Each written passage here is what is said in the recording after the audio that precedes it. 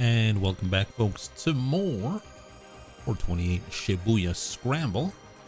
And last time we played, pretty big reveal about Maria, who was a previous character. And, well, also there's a killer that took out the foreign syndicate. So who are we starting with?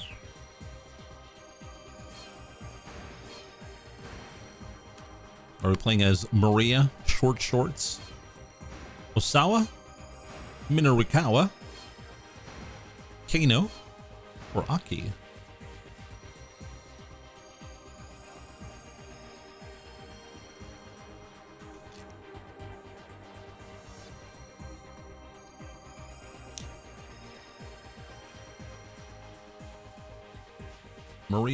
Maria. So happy.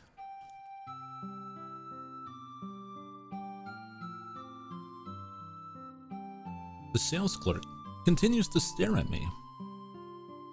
You know, you look really familiar, he says. Huh? Really?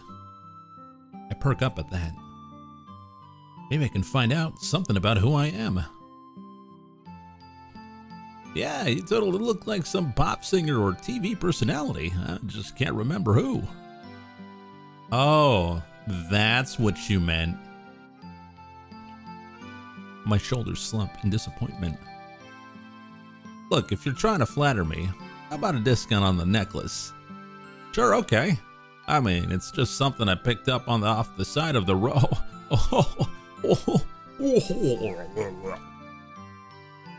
The sales clerk stammers for a moment.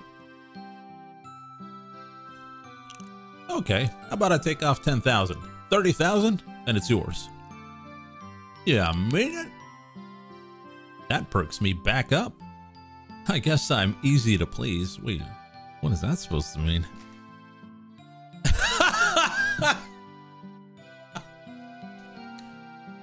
Get your mind out of the gutter. That's not what she means, and you know it. VIP Shibuya. Shibuya gets 1/4 VIP. Sure, you look like you might need to buy some new clothes too. He points to my sweater. Oh, it's ripped. There's a tiny tear in the left shoulder. So, what do you want to do about the cat? The sales clerk adds. Want me to dispose of it for you? He gestures at my costume with his jaw. All right, what should I do? I feel a little guilty about asking him to go out of his way for me. More than he has already. Maybe I should deal with it myself. He obviously wants to help me. Might as well have him get rid of the costume too.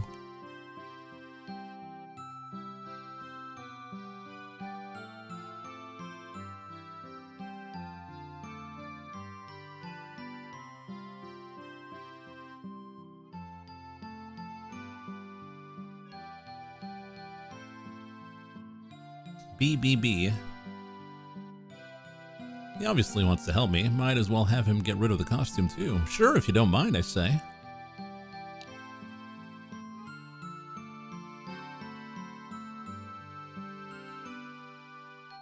I pay him the 30,000 yen, take the necklace, and leave the knick-knack shop.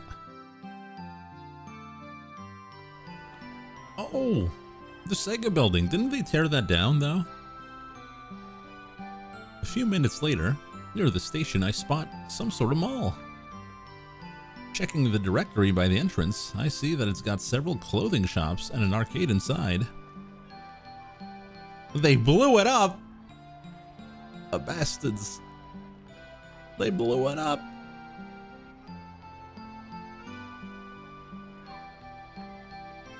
They probably sell shirts in here. I hurry on inside. I play the crane game for 15 hours. The interior of the building is like a twisting maze of corridors, all of them overflowing with people. You think they got Sega to okay that they're in the game? Probably, right? It is a Japanese game, so they probably had to go through that paperwork. I take the escalator to the second floor and find myself amidst a row of arcade games. I was trying to get to the fashion area, but I must have gone the wrong way. Excuse me. You haven't seen a lost little girl, have you?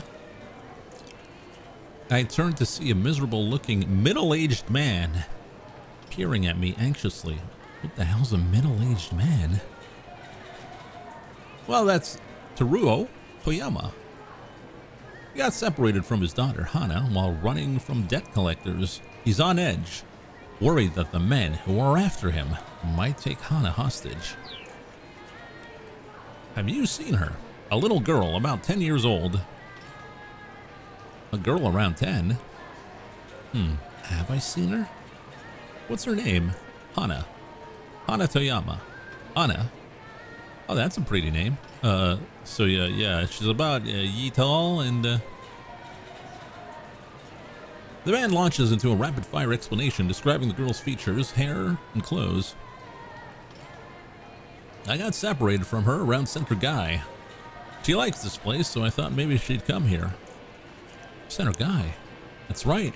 Now I remember. This is the guy I bumped into earlier in the afternoon while I was racing around in the cat costume. He got separated from his daughter? Yikes.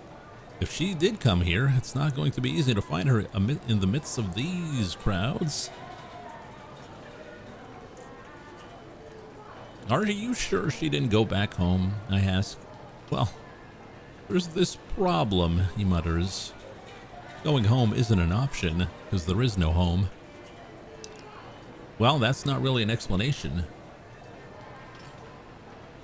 Sorry to bother you. I'll look around a bit more.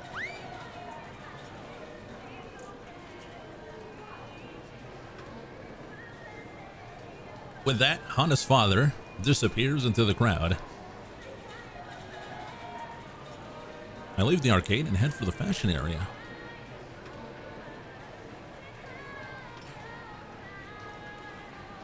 I bump into Mr. Yanagishita in a hallway lined with photo booths. Oh, boss. What's he doing in a place like this? Oh, Tama, you're out of the suit. For some reason, he's got a bunch of magazines strewn across the floor. Yeah, finally managed to get it off. That's good. I wish you could have been at the sales demo without your face hidden away. What are you doing? You mentioned something about a creek earlier. Are you going on a trip? Yeah, I was, but then I remembered something important. I get motion sickness, something fierce. He sounds kind of proud of himself. So yeah, no trips for me. Heck, I don't even want to think about that now. What about the money you owe? I ask, curious. Well, as it happens, I think I may have found my solution. He brings a hand to his mouth and giggles. Right here. I found a great way to make a killing. Make a killing? Is he trying to kill someone? It actually means to earn a lot of money, usually in a very short time or with very little effort. The phrase originated in the 19th century in reference to hunters who were paid based on the number of kills they made.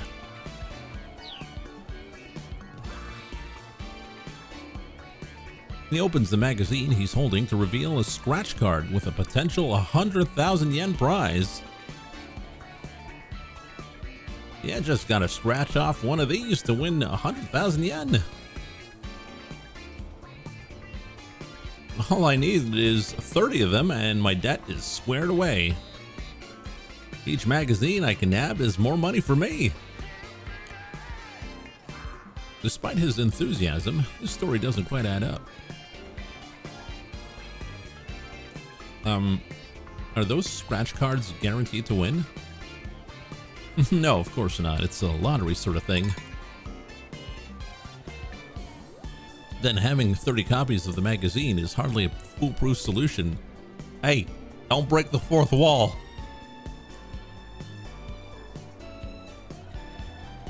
Quite the opposite, in fact, but I hold my tongue. Okay then, now that my goddess of fortune Tama's here, let me hurry and scratch these suckers off. Yanagashita begins fervently scratching away at the first card with a coin. Oh, that's one's a loser. Maybe the next one. No, that's a loser too. Damn it. No, so, and this one. Oh. In this spectacular display, he scratches off one losing card after another. Soon he's down to one last magazine. You're not a very lucky person, are you? Oh, please, don't say that. Mr. Yanagashita looks like he's on the verge of tears. I stare at one of the losing scratch cards. You know, if you could just see the symbols through the card, you'd win for sure, I say jokingly.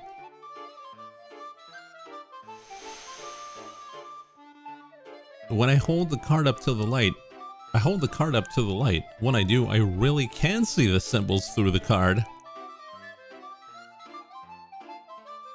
Boss, I think I might have just... Shh. He interrupts me before I can share my shocking discovery. I look at him in surprise. Mr. Yanagashita has gone all pale. Quiet, Tama. Those guys are here. He shoves me into a photo booth. Those guys? The debt collectors, he hisses.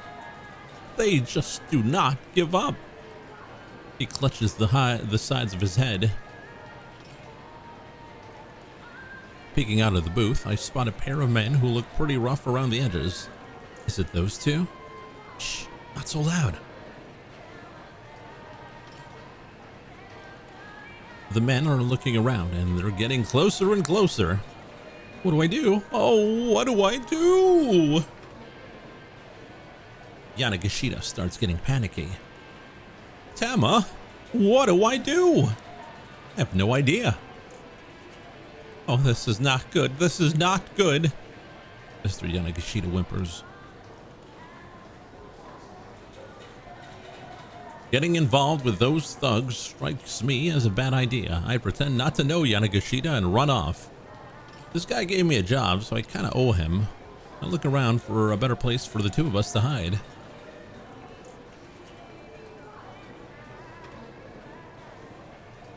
We're Yanagashita's homie. This guy gave me a job, so I kind of owe him. I look around for a better place for the two of us to hide. Why are you hiding? Unfortunately, I don't really see anywhere that might work. We might be safest staying right where we are. Just stay nice and still and we'll be fine, I whisper. Yeah, you're probably right.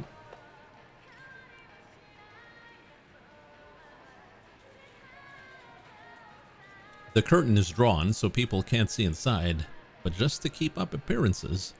We start taking photos as if we were normal customers. I really hope they don't look in here, Mr. Yanagashita murmurs. What will we do if they find us? They won't. Just don't worry. Despite my reassurances, it was a while before he stopped trembling. And he said, "You know, Tama, they say that when a man and a woman meet under unusual circumstances, it's easy for them to fall in love." Aha. Do they now? They do. Going through an extreme situation together makes you fall for each other. So, want to get married? No way. Yeah, I'm not having this conversation. Anyway, I think they're gone now. The debt collectors, I mean. Mr. Yanagashita peeks out and quickly scans the surrounding area. They're gone? They're gone. So long, losers! His fear has given way to a burst of manic energy. I guess I'm in the clear now. Thanks, Tama. Come on, let's take some commemorative photos. Huh? To commemorate what exactly? Come on, it'll be fun. Okay, big smile now. Ready? Cheese. Butter. Margarine. Afro life. After that, I part ways with Mr. Yanagashita and head to a different floor. I don't tell him about being able to see through the scratch cards. The guy really ought to develop a proper work ethic.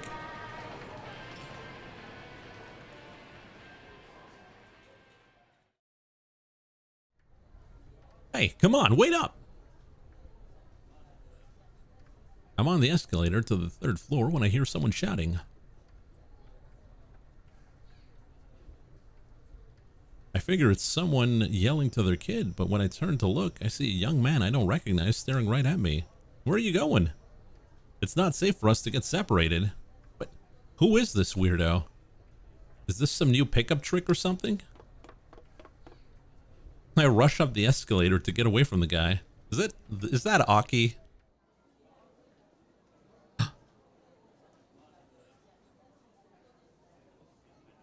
When I get to the restaurant section on the 4th floor, I'm hit with a sudden pang of hunger. Who's this? This is Maria, also known as Tama. A babby? Is she pregnant? Maybe. Is Yanagashita the father? Who knows? Come to think of it, I haven't eaten a thing all day. I'm so hungry, I mutter to myself as I walk around. What should I eat? Then I spot Chiri coming out of a Chinese... She's always eating. Coming out of a Chinese restaurant. Hey, Chiri. She turns to look at me confused. Who are you? Oh, it's me. It's Tama. Ah, I thought I recognized that voice. She replies with a nod. Did you eat again, I ask? Well, yeah, but then they kicked me out. Isn't that just terrible? She looks pretty displeased. I came here because they said it was all you can eat, but then they closed shop because they ran out of food. Oh wow, you're right. I spot one of the restaurant staff hanging a closed sign on the front door. Man, now my early afternoon snack is ruined.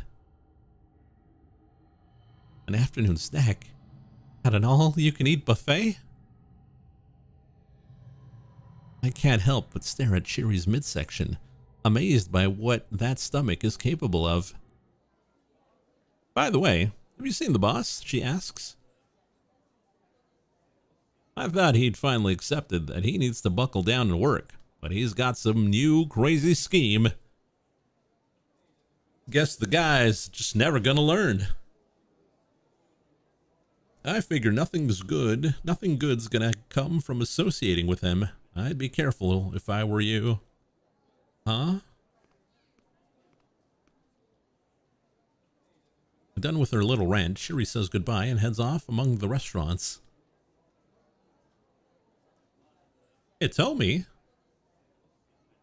Who said that? Were they talking to me? I turn to see a businessman of some sort staring my direction. Like everyone I've run into today, I don't recognize him. For some reason, though, I feel relaxed in his presence. Is that you, Hitomi? Hitomi? Could that be my name? Or are you Maria? No, As I fumble for words, the man peers at me with obvious concern. What are you doing in a place like this? We need to get you back home. Your parents are worried sick. My parents? Did someone file a missing person report while I was wandering around with amnesia? The man leads the way and I follow.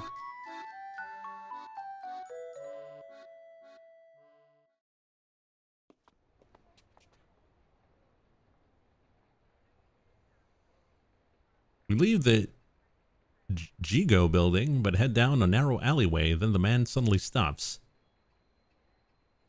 I feel a jolt of anxiety as I notice something gleaming in his hand.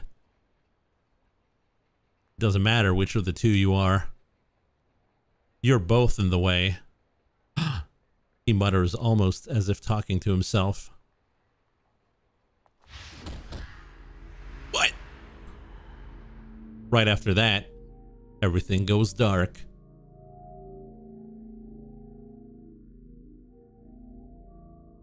Bad endo. Mysterious man.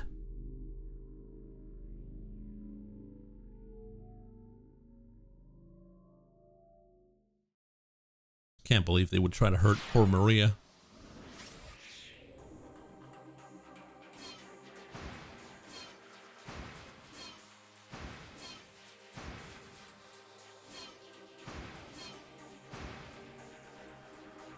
I think we have to go with Aki. Okay.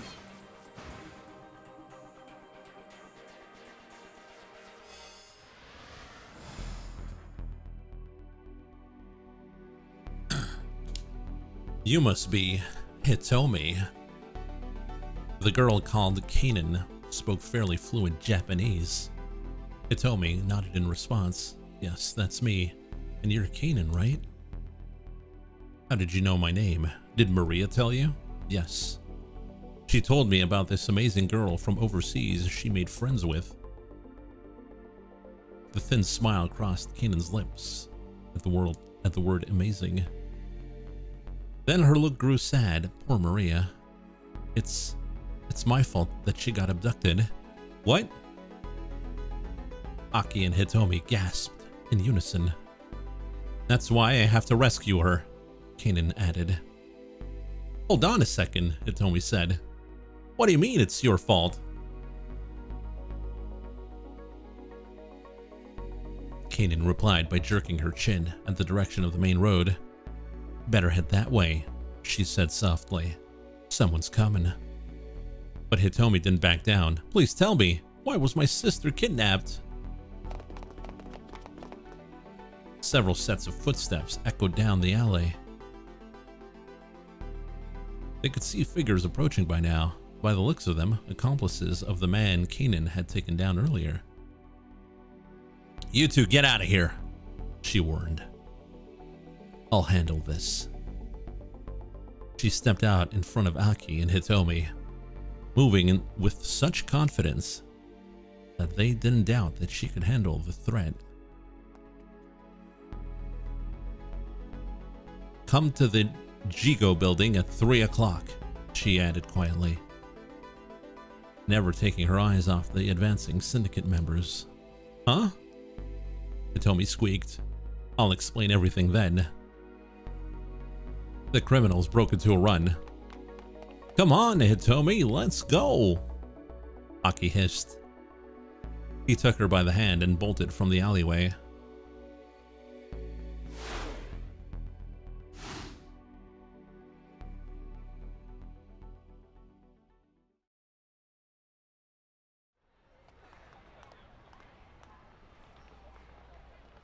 The two didn't slow their pace until they put plenty of distance between themselves and the alleyway. Kanan said this was her fault. What could she have meant by that? The hard run hadn't made Hitomi forget the other girl's startling suggestion. Well, she said she'll meet up with us again later, Aki said. You can ask her more about it then. In the meantime, an ache in his belly had made Aki realize he'd been running all day and hadn't eaten since the morning. What does that mean? People on a diet need to be careful about skipping meals. Going too long without proper nourishment can cause the body to store up its energy reserves, leading to weight gain instead of loss. Proper eating habits and proper exercise are key. Maybe it's not the best timing, but you want to get some food? It'll be okay. Hitomi's face was racked with emotion. It's only natural, Aki thought. Not only was she afraid for her sister's life, but there were all these people out to kill her too.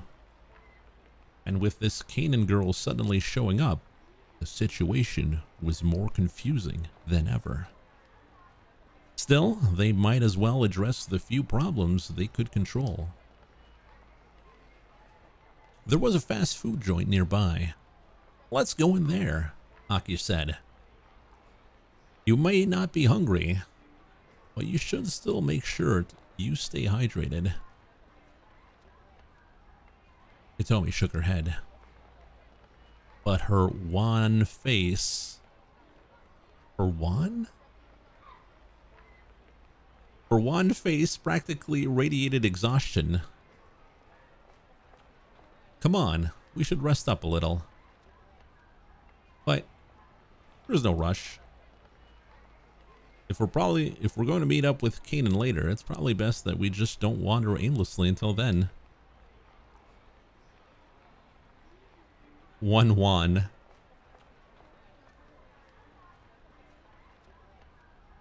Never know who we might run into. Yes, you're right. The two went into the fast food restaurant together. Sweden? We get some meatballs. "Welcome," said the girl at the register with a bright smile. "May I take your order?"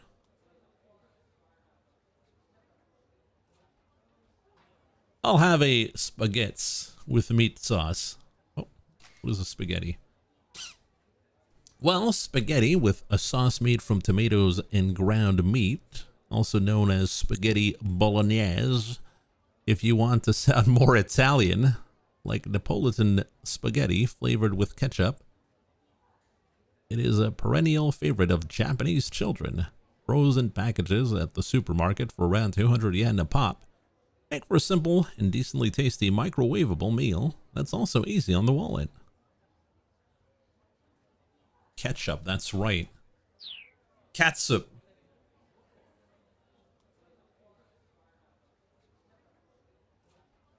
"I'll just have an iced tea." Read with an Italian accent. Read whom? Whomst. Or do I read, like, in general? I can't have the characters and narration. "Hey now, you should have probably eat a little something." Okay then, I'll have a strawberry parfait. A dessert of strawberries topped with ice cream and whipped cream. Hitomi has been so worried about her sister that she hasn't eaten anything since last night, but being with Aki has calmed her nerves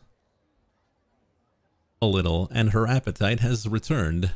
Perhaps her reflexive order of strawberry parfait is a sign that she is not only hungry, but also still a little girl with a sweet tooth at heart.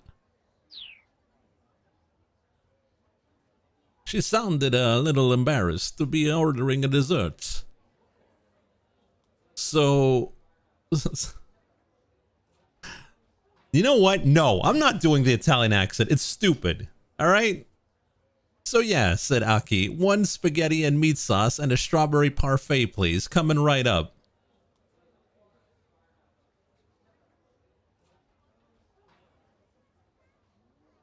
The cashier promptly assembled their meal and set out on the tray. "We've got a special contest going on right now," she said. "Please check it out if you're interested."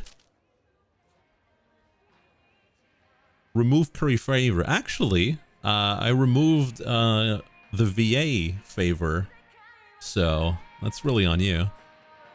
The girl handed Aki a flyer. It reads, "Iron Stomach Eating Contest. Eat 1,000 scoops of ice cream and win 10 million yen. That sounds like something one would die.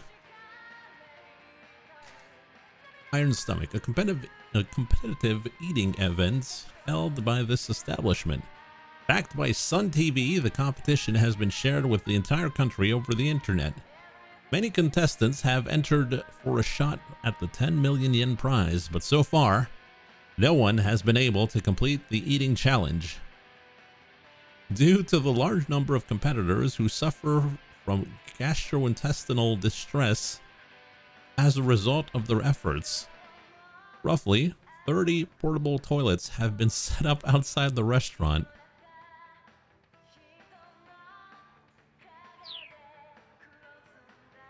What the heck? Aki stared at the flyer as he took his seat at an open table. 1,000 scoops? That's impossible. That's what I'm saying. Anyway, let's hurry up and eat. Yeah, obviously Chiri's gonna do that, right?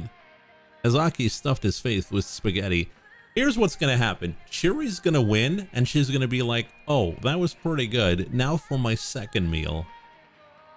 Remember that.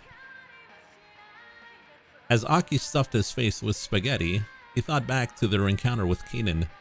Actually, funny enough, Custom actually won a challenge. It was like, what was it? Like a giant burger with a poutine and a milkshake and other stuff. And he won. He won a t-shirt.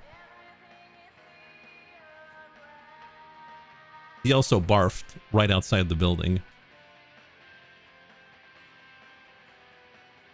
The superior bro. Hey. The girl had helped them out, sure, but could they really trust her completely?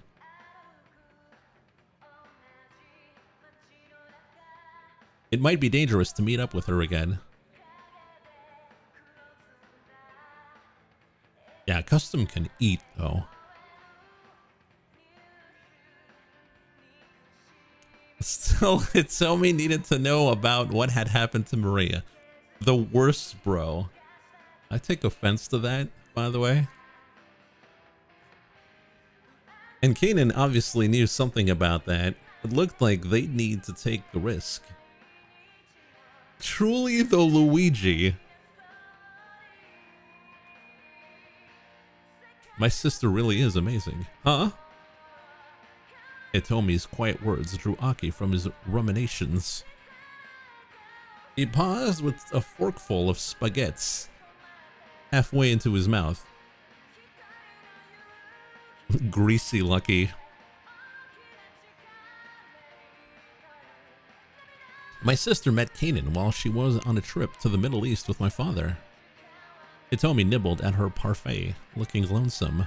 Cool, but how does that in particular make your sister amazing?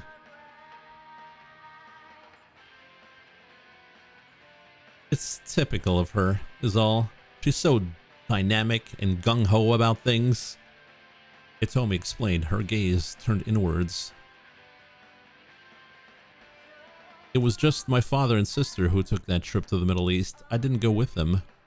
I guess my mental image of that part of the world is mostly that it's really dangerous.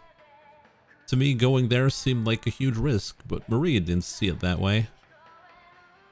Ha, your sister sounds like a bit of a loose cannon. But if you can't bring yourself to take risks, to do things, you can't meet new people and have new experiences. That's the part I always get hung up on, the risk. I'd never be able to make a friend like Kanan. No friends.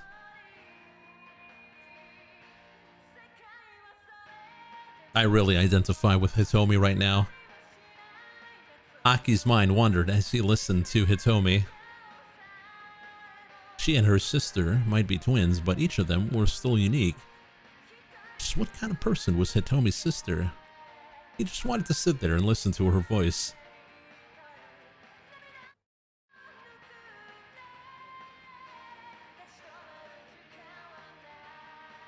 Just want to chill. Her voice was sweeter than any parfait could be. Aki had never been a big fan of sweets. Well, what is a sweet? It's a term used to refer to candies, snacks, or desserts that are flavored to be, well, sweet. You'll see people on cooking shows trying fancy sweets and raving about how they taste using every word but sweet. Which you would think kind of defeats the whole point, but whatever. Okay, then what is this? Damn those cooking shows. But he wanted as many helpings of Hitomi's voice as he could get. Yeah, soapbox moment. Like the writer was like, you know what? Real talk. Let's talk about this. How come they don't use sweet for desserts? No matter how trivial.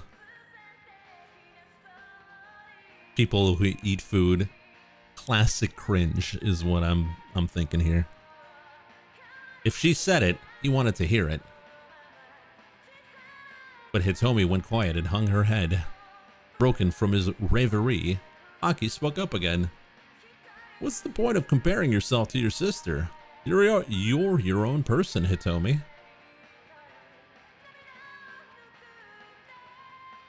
Professor Palmer said the same thing. This whole game is just a cover for the author's ranting. Oh boy. Oh boy, you might be right. Aki didn't recognize the name. Oh, sorry. Leyland Palmer. He's my university English professor. He's given me advice on a whole bunch of things. That sounded rather intimate. All sorts of worrying images shot through Aki's mind. For every... There is no way I'm going, for every period. Are you crazy? So, how old is this teacher of yours? Huh? About 40 or so, I guess. Oh, he's basically ancient by then. Great, Aki thought to himself. Another middle-aged guy.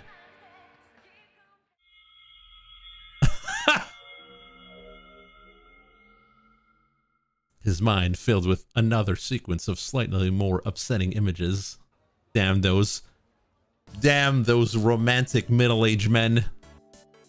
Hey, ain't that Hitomi Osawa? Oh, wow. You're right, it totally is. A college-age couple sitting behind them were talking in hushed, excited tones. Ugh. Okay, wipe your mouth, buddy. Man, she really is a cutie, the young man observed. Ugh. He made no attempt to hide the fact that he was looking Hitomi over. Ugh. Hey now, hold on, Masa. Oh, who is Masa? Masa Mune, the first inventor of the... a first-year student at Midoriyama Academy who works... Punched my microphone. As a part-time...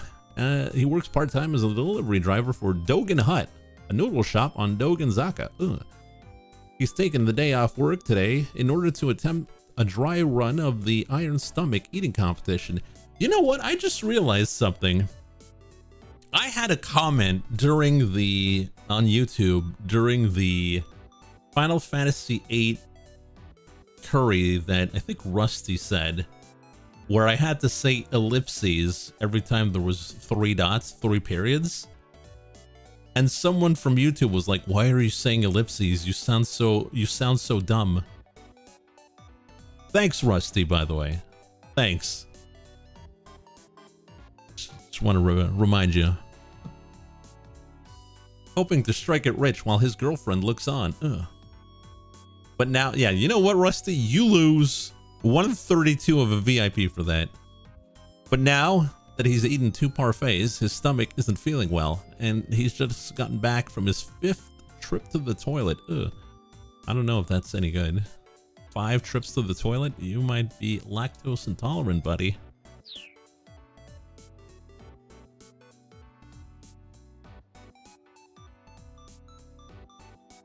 What gives? Well, I mean, she is Miss Midoriyama, right? Miss Midoriyama? Aki turned to the couple. Hey, did you say she's Miss Midoriyama? Aki said nothing, but he kept his ears tuned to the couple's conversation. Aki did his best to ignore the couple. Whatever they were talking about couldn't be that important.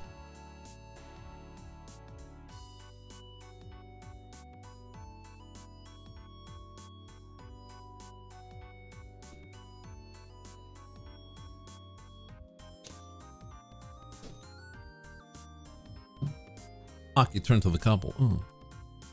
Hey, did you just say she's Miss Midoriyama? The couple stared at him in surprise, but Aki was undeterred. What you were saying just now, is that true? The man's face twisted up in embarrassment. Yeah, I mean, the girl you're with, she won a beauty contest at Midoriyama Academy. You know? I just got a little excited is all. Aki turned back to Hitomi. Is that so? He asked, peering intently at her face. Yeah. She smiled awkwardly. Okay, we're done. We're done. That was 5 minutes of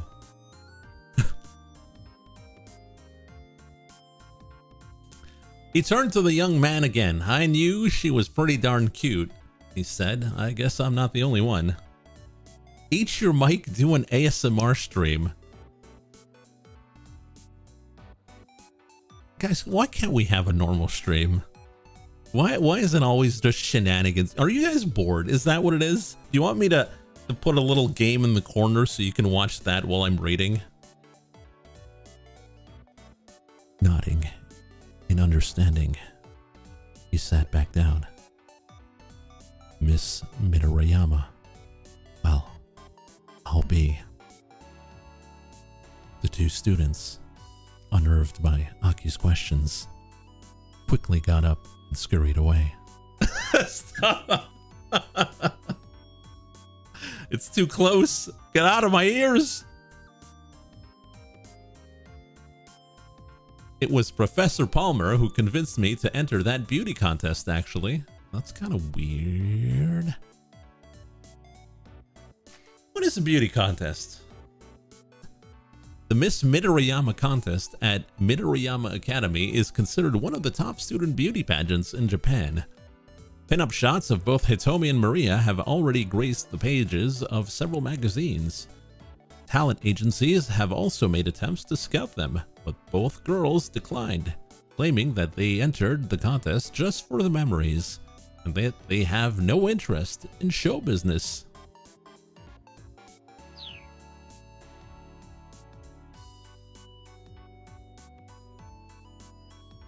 When are we doing read Anne's lines like a California Valley girl? You know, that's what's gonna happen, you know?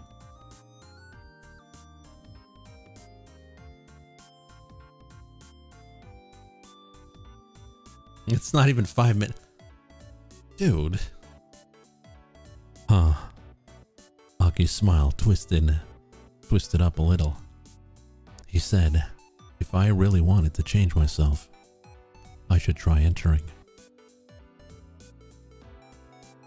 Aki maintained his outward composure, but inside his heart was racing. Tanaka and Palmer. Which of them held Hitomi's true affections? Or was she possibly leading on two middle-aged men at the same time? And the cat goes nyad. You know what? No, we're done. We're done with shenanigans. How about we be more serious? Can we be serious today? Because the more we mess around, the less game we're doing. Serious is cringe.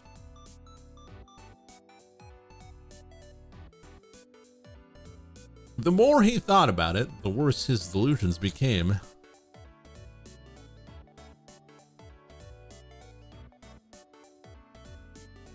Lucky I was enjoying that.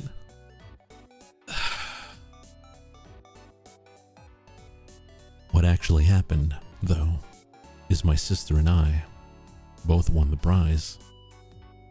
Hitomi's words snapped him out of his funk. She sounded disappointed. Huh? They gave out a double prize? Turns out my sister had entered the competition too. She smiled, a self-depreciating smile. Guess twins really do think alike, huh? Hey, double schmubble, you still won a prize, right? That's pretty impressive. Nah. They just picked me as an afterthought to my sister because twins sharing the prize made for a good headline. She looked away sadly. Did they say they picked you as an afterthought? It didn't have to. It was obvious that my sister really won. Oh, she's feeling, unworthy. You can't know that. Maybe she was the afterthought. Come on, you have to believe in yourself. Hitomi just hung her head. But I'm such a terrible person. Inferiority complex, yeah. Well, it would be like inferiority to her sister. So what would that be? Sister complex? Twin complex? Is this how Lucky felt after Custom ate all the food? No, I called him a psycho. And then he barfed. So I told him, I was right.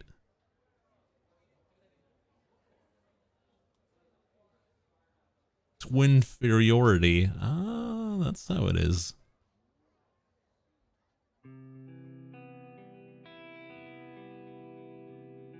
Suddenly, her eyes welled up with tears. I hate myself so much. I can never forgive myself for what I did. Hey, whoa! Aki watched her with trepidation. She looked like she might start bawling at every... bawling! At any moment. What's the matter?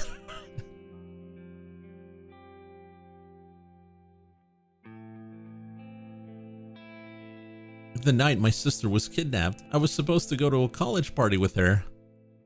But then all of a sudden, she told me not to go.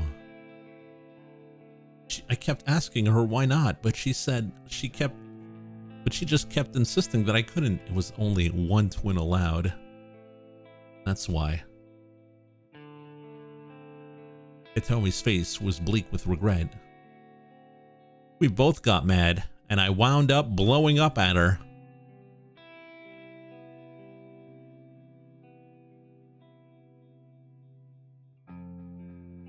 Okay, I get it. I don't need to go to the party. Fine. I'd just be your little tag-along anyways. Just like in that beauty contest.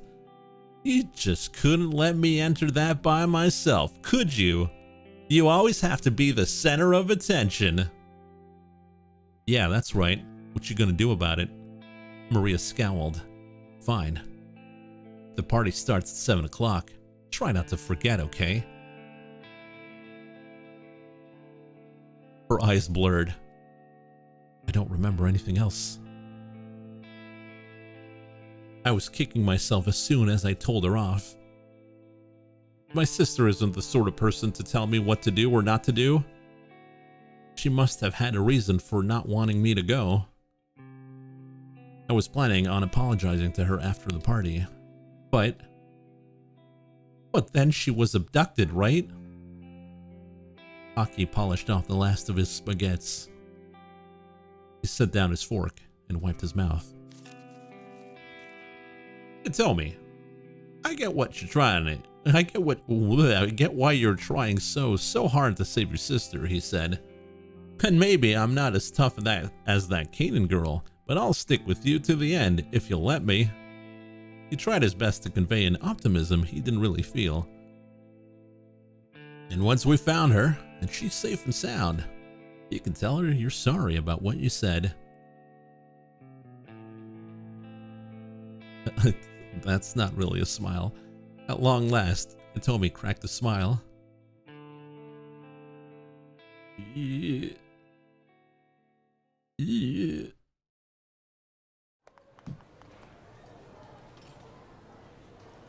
short while later, the two arrived outside the Jigo building. They were a little early for their 3 o'clock meetup with Kanan. They had decided that searching at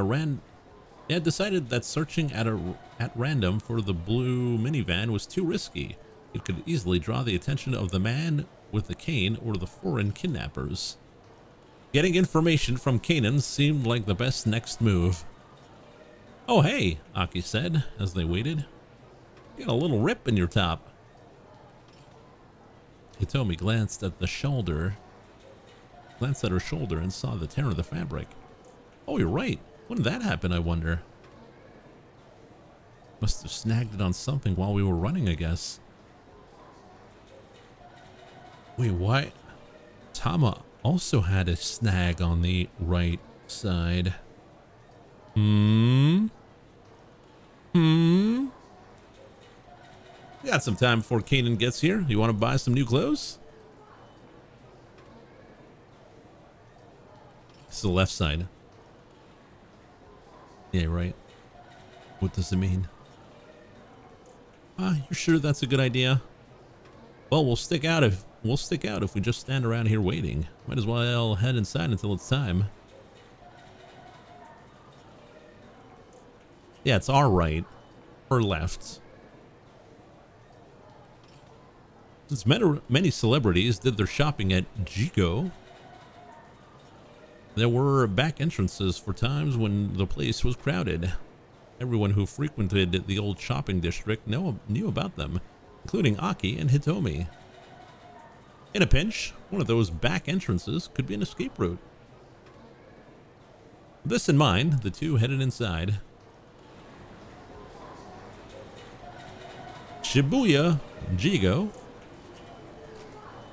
At the time of this story, the Jigo includes not only a fashion mall, but various amusements on its different levels. The second floor features all ages fun with rides, games, and sticker machines, while the third floor sports the latest arcade games for the core gamer.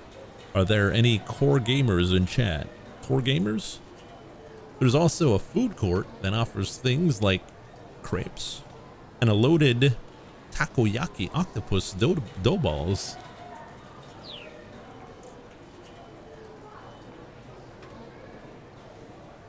Only gore gamers. Talking about gore, supposedly the Resident Evil 4 remake is pretty gory. Lucky's a vor gamer. Get out of here. Just get the hell out of here. The ground floor and 2 basement levels of the building were designed as an amusement area outfitted with skee-ball. I love skee-ball. I really like skee-ball. I don't know why. I never play it. Claw cranes, fighting games, and the like. The second floor held a mix of photo booths and ladies' wear shop. Ooh. What even is a skee-ball? It's like the ramp. You throw a ball on a ramp and then it has to fall into like a little area, and that gives you points. So it's like concentric circles. Yeah, I'm sure you'll remember what it looks like.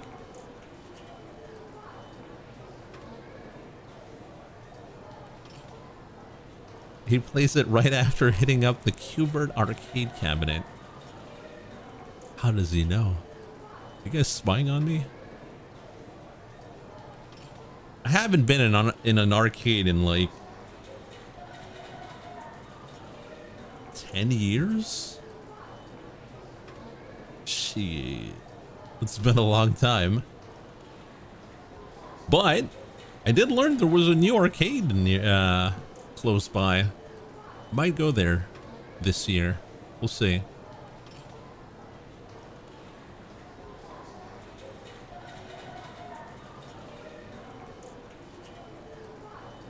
Thought you went to a barcade thing. Did I?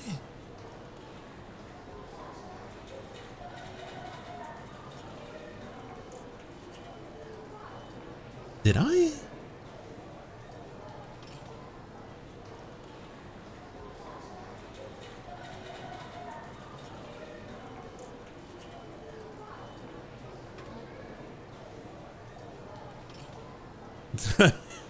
Yeah. Pretty good. Pretty good. Aki and Hitomi took the escalator to the second floor. Arcade sounds amazing.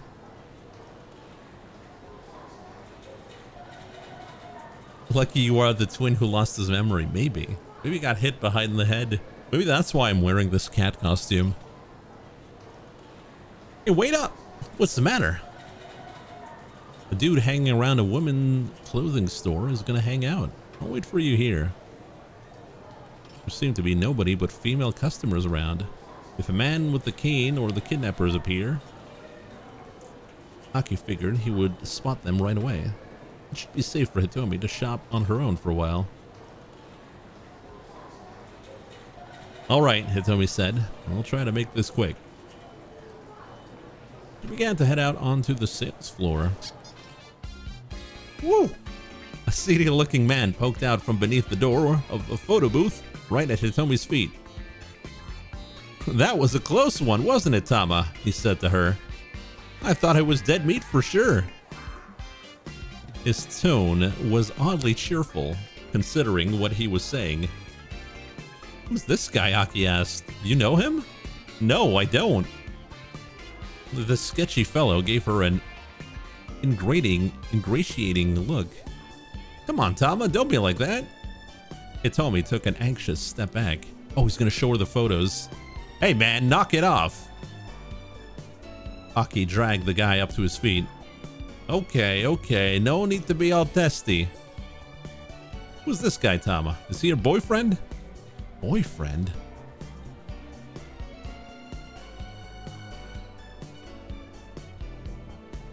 That might be one way to get rid of him. That's right, so how about you get lost? A bashful grin spread across Aki's face. I guess. Aki didn't want to give the wrong impression. No, it's nothing like that.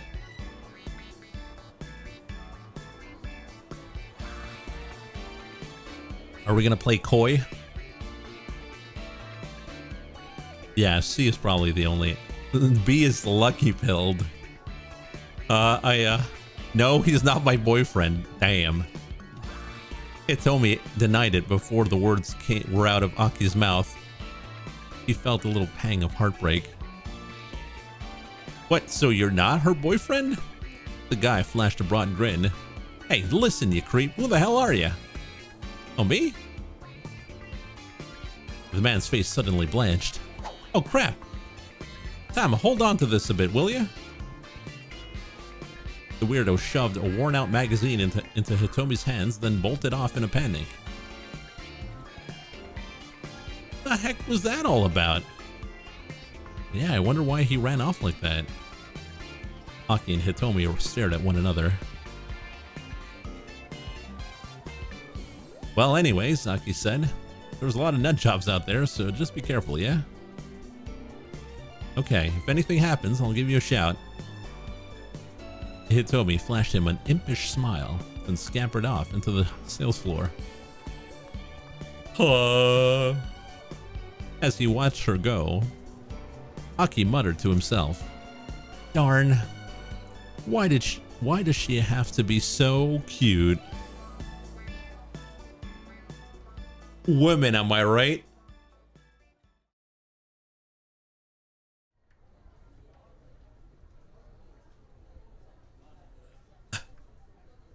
Why are they taking pictures of him? 5 minutes or more passed as Aki waited for Hitomi. He stood by the escalator, almost as if he was keeping guard. Female shoppers began to give him icy stares for being somewhere he probably shouldn't. This sucks. Come on, Hitomi, hurry up and get back here. The longer he waited, the more uncomfortable he felt. How long was she gonna take? Then he happened to turn around and see Hitomi riding the escalator up. It looked like she had indeed bought some new clothes.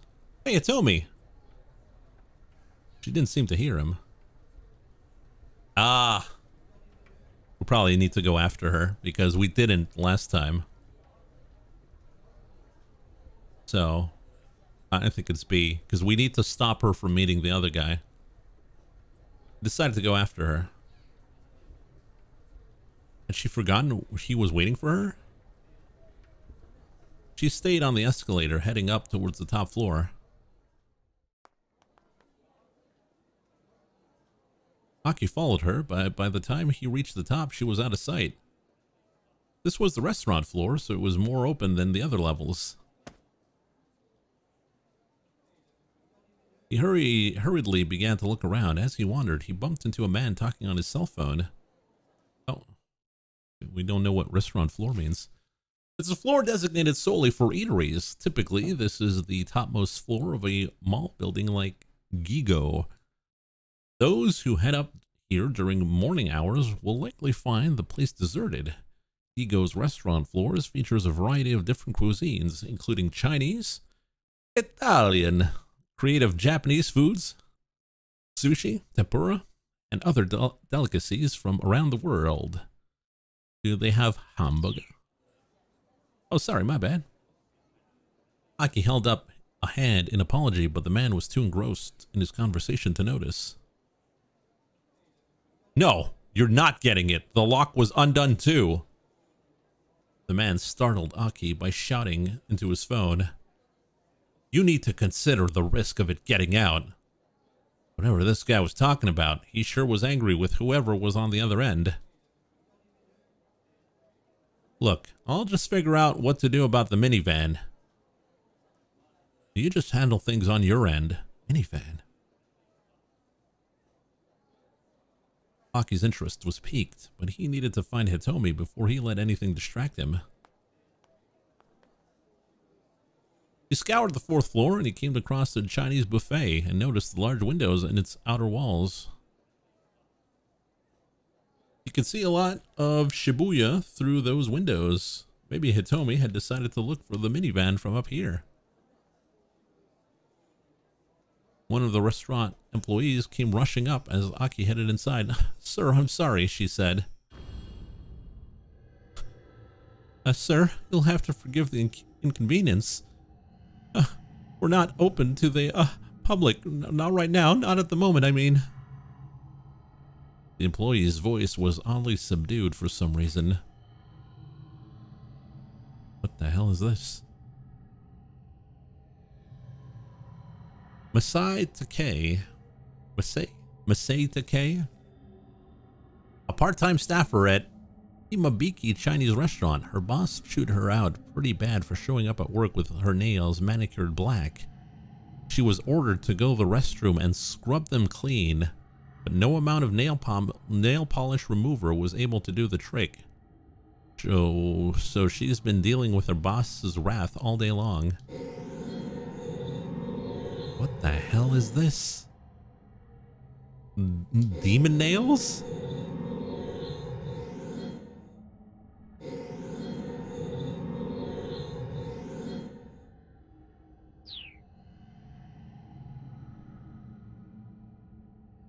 Why not? Aki asked. Well, you see, one of our other customers ate all of her food. They ate all of it? Jerry? What? That's not even possible. What is her metabolism? Is she like a sun? Aki saw a chubby young woman camped out at a table by one of the windows. Set out before her was a veritable mountain of plates. What I'm trying to say, sir, is that we're closed for the rest of the day. Okay, but I'm with her, actually, Aki lied. Without waiting for a reply, he barged into the restaurant. He took a quick look around, but there was no sign of Hitomi. Before leaving, though, he figured he'd at least take a look out of the windows. The huge glass panes looked out onto Dogenzaka. He had a decent view of the roads, but he didn't spot a blue minivan. Aki dropped his gaze to the sidewalk outside the building. Oh! He let out a tiny gasp.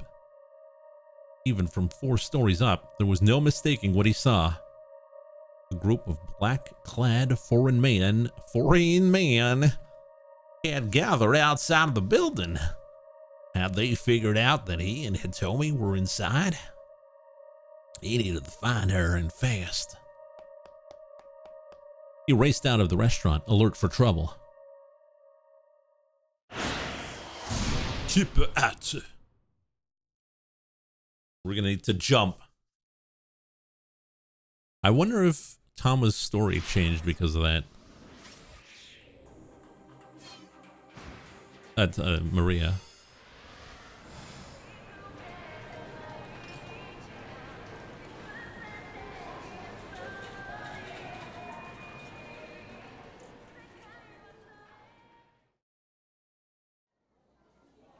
Oh. Third floor is packed with young girls. I spot a shirt that catches my eye and head to the fitting room to try it on. There, I realized something in my pocket, something I must have been carrying around for a while. It's a photo. A photo of a white man. White man? Who is this guy? I can't quite tell if I recognize him or not. This man? Uh-oh. Memories. Huh? Dangerous. Uh-oh. I hear someone's voice inside my head.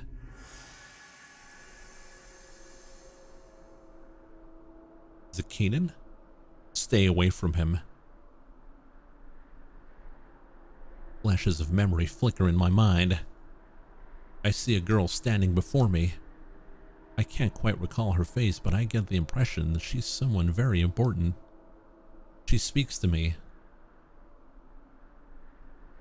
This man is dangerous. Stay away from him.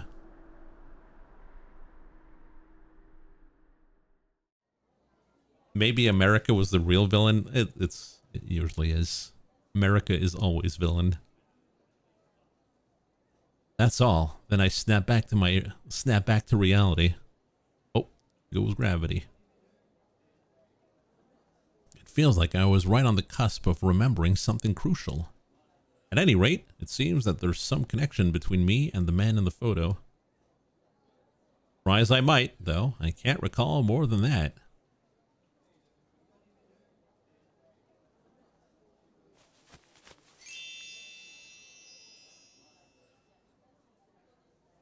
I try on the shirt I picked out.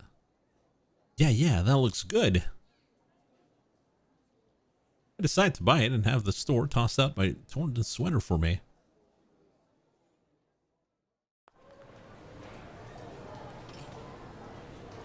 I'm about to go down the escalator and a young man strides up to me as if I'm an old friend. Young man, who is this? It's Aki time.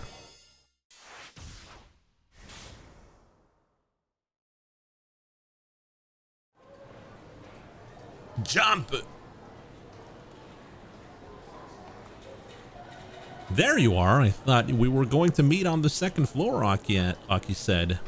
She stared back at him in confusion. Ah, well, anyway. Come on, we have to go and hide. Hide? Why? She gave him a dubious look. Aki felt like something was off, but now wasn't the time to dwell on it, because the guys might have found us. They're outside. He took hold of Hitomi's hand. Hey, let go, what gives? She quickly yanked her hand away. Huh? Aki tried to make sense of the way she was acting, and she took off down the corridor. Hey, Hitomi! He hurried after her. It was like changing her clothes had also changed her personality. Still, how does he not see the clothes while she was changing her clothes? Still, yeah, he knows about the twins. She was talking about it. Would a shy guy dress that way? Damn. You're good, Deb. That's right.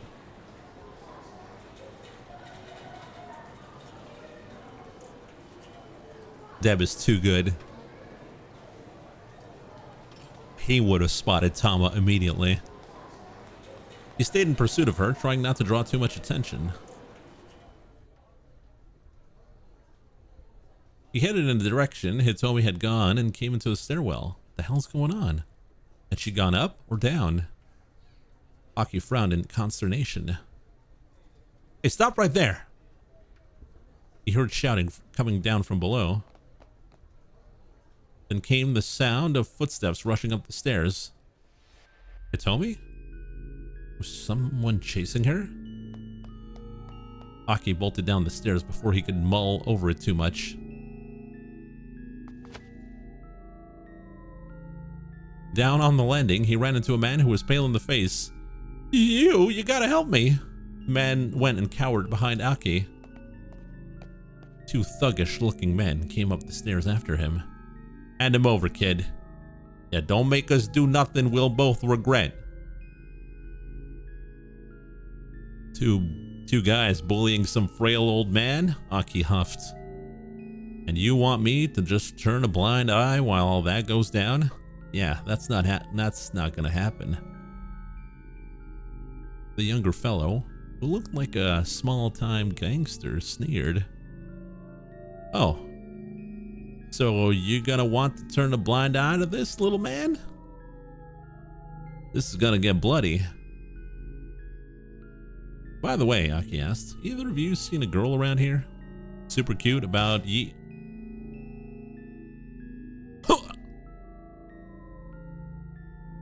The gangster suddenly threw a jab with his right fist. Aki dodged on reflex.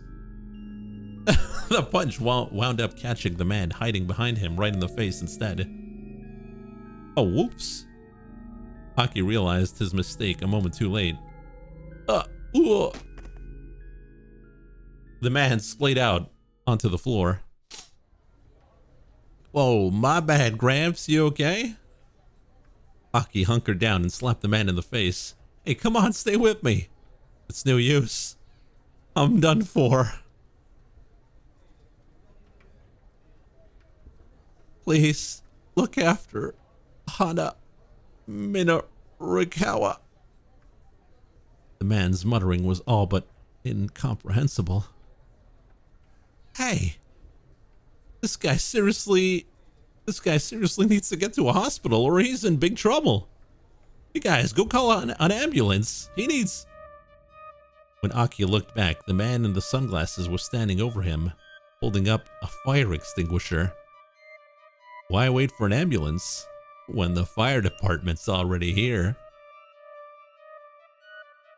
The butt of the fire extinguisher came right down into Aki's face.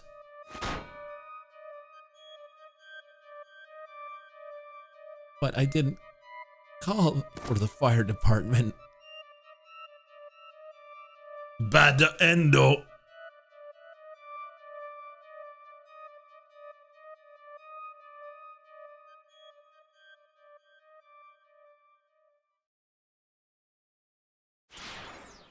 VIP Yakuzas. Well, let's go see where Maria went.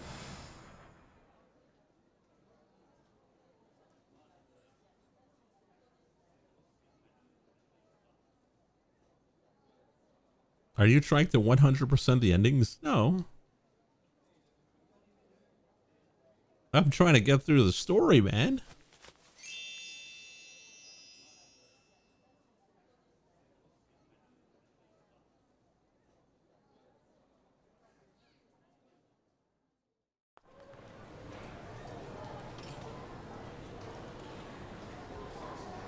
There you are. I thought you were going to meet on the second floor. Going to me? What is this guy talking about? I've never seen him before. Well, anyway. Come on, we have to go hide. Hide? Why do you need to do that? Hide why? Because those guys might have found us. They're outside. He grabs my hand and I yank it away. Hey, come on, what gives? Is this some new pickup trick or something? Whatever it is, it's way too aggressive. I get the heck out of there. Hey, hey! The guy keeps shouting, but I ignore him and try to slip away into the crowd. When I look back, though, I see that he's still following me. What did I do? For now, maybe I should head to another floor. Maybe I should hide somewhere where there's fewer people. This led Aki to die, so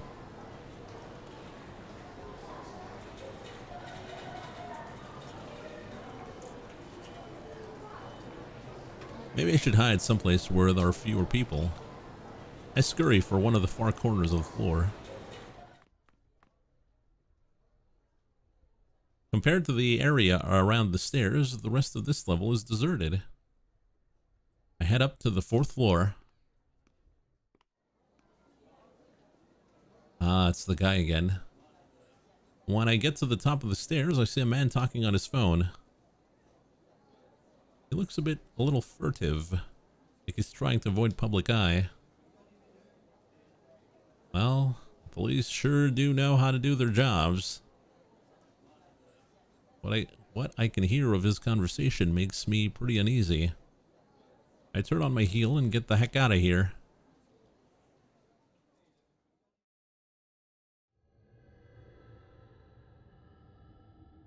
When I arrive at the 4th floor restaurant section, the sign for a Chinese buffet. What is a buffet?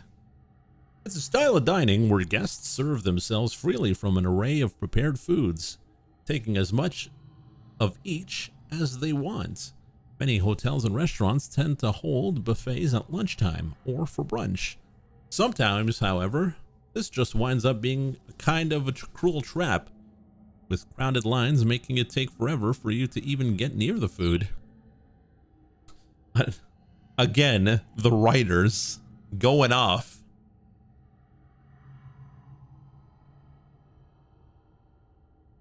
Do you like buffets? Not really.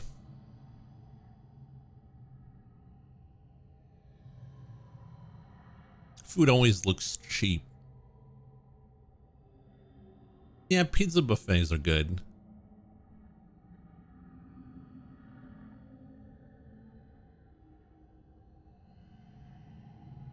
That's sort of the point. Yeah, I know it's the point, but like I always end up eating the same thing. Like if we go at a Chinese restaurant, you go for the General Tao, the pineapple chicken, stuff like that.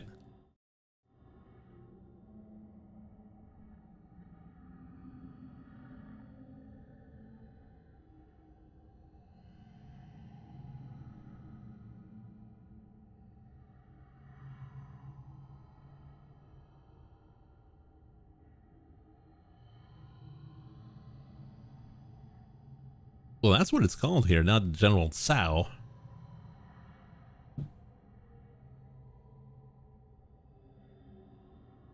Imabiki Chinese restaurant. The name means something along the lines of fire of morning.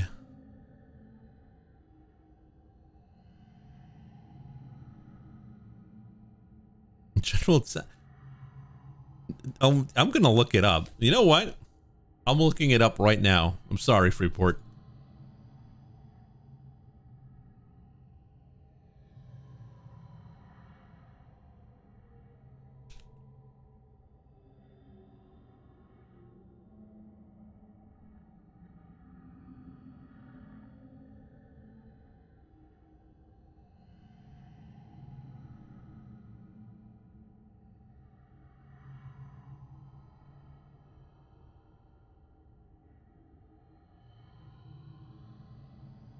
Well, well, well. Guess who was wrong?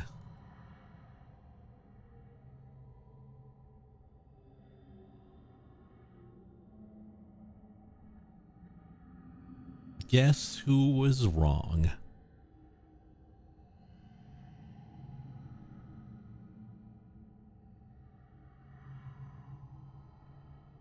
That must be that in French then.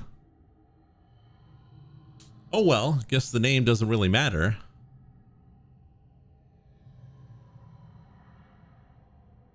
I'm in a mood to straight up devour some Chinese food. When I go to enter though, I'm stopped by one of the employees. Oh, poor girl. Oh, I'm sorry, miss. I'm afraid we're not accepting any more, any customers. I mean, we're not really open, not just now. She sounds a little bewildered by her own words. Why not? Well, you see, one of our other customers ate all of our food. Someone ate an entire restaurant out of food? Is that even possible? What I'm trying to say, miss, is that we're, closed for the day. Go figure. Looks like Mr. Yanagishida's bad luck has rubbed off on me. I guess I'll have to look for another restaurant too. Hold up. Who's that kid? She's planking. It was the style at the time.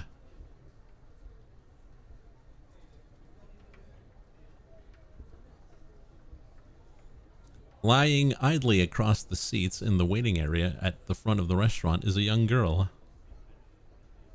Is this the girl that dismal-looking fellow had been searching for? She looks so sad, it makes my heart ache. I can't just leave her here alone. This is me getting ready to stream. Excuse me, is your name Hana? She looks wary at the question. Your father's been looking for you, I say.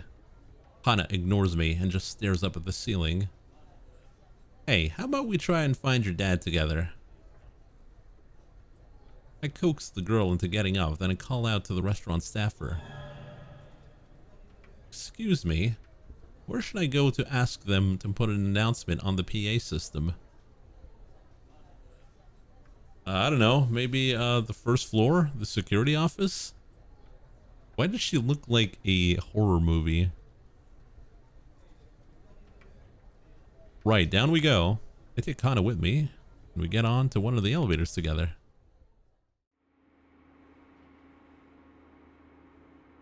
Do you know my father?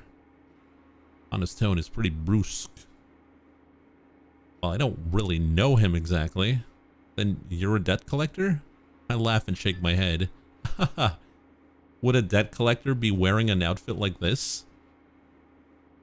Hana lets out a deep sigh. So you're just kind of butting in then? Well, yeah, I guess so. I can't help but grin sheepishly. I feel like something about sad little Hana is stirring some of my lost memories. If I just came out and told her that, though, she'd probably think I was a total weirdo. So I decide to say something else. I guess I just get bored being all by myself. I guess I'm just the sort of person who can't ignore someone in trouble.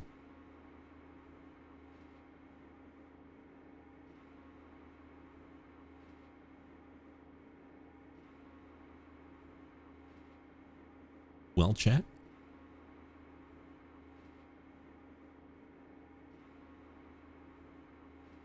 B?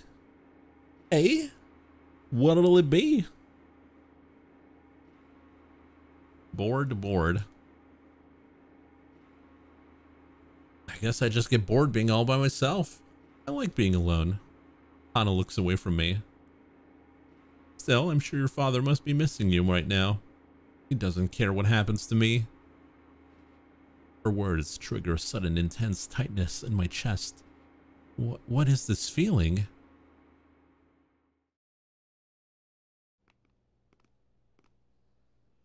When I get to the security office, I hear voices coming from inside. Wonder what they're talking about. I peek in through the crack of the door and see a man with a cane speaking with the security guard. How many exits are there that lead outside? There's the main entrance on the first floor, along with 2 side entrances, sir. Also, there's one down on the first basement level, and another in the second basement. The security guard spoke with polite precision. I see, says the man with the cane. I need you to shutter all exits, except for the main entrance right away. Understood, sir. Oh, that is dirty. Dirty. Attention all shoppers. The announcement comes in over the loudspeaker. Due to maintenance, all first floor entrances other than the main entrance have been closed. We apologize for the inconvenience. Customers wishing to leave, please use the main entrance on the first floor.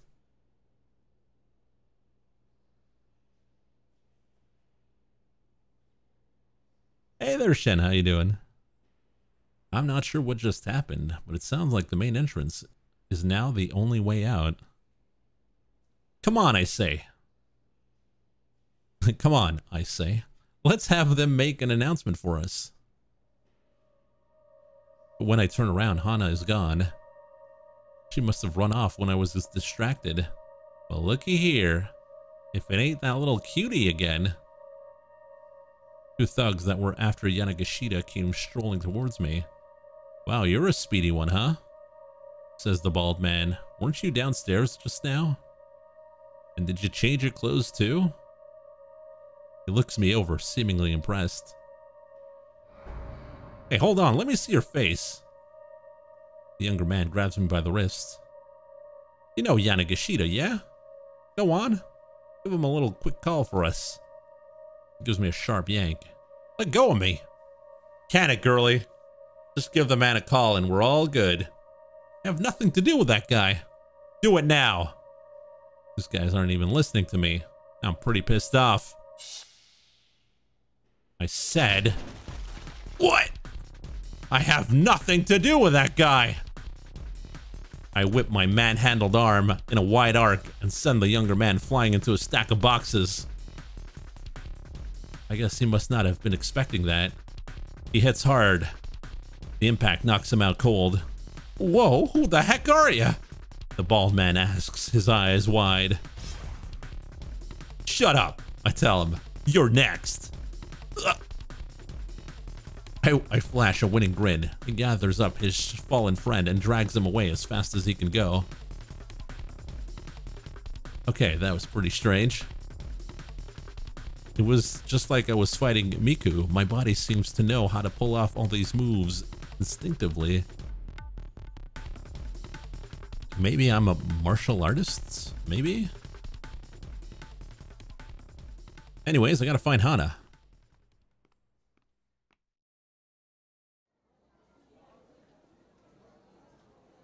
Easier said than done. I wander around the building, but I don't see any sign of the girl. Maybe she went back home? Eventually, I slumped down on a bench in a corner. I wish I could go home too, I muttered to myself. Knife. Something cold presses against my neck. What? Is that what I think it is? Make a scene and I slit your throat. Slit your throat. Oh no, it is a knife. What is that face? Two foreign men grab me by the arms from either side. In that moment, fragmentary memories flood through my mind.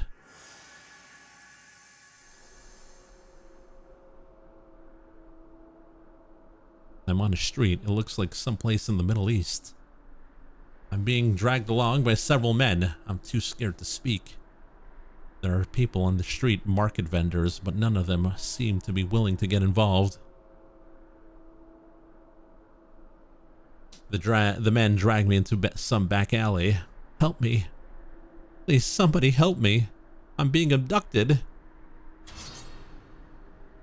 And then a dark silhouette drops down in front of me. The figure brandishes a knife threateningly at the men. It's Obi-Wan. This is not the Maria you are looking for. Waves her hand. The blade moves with dazzling speed. My captors are all down in mere moments. Who is this? Who came to save me? I try my utmost to drag my memories to the surface.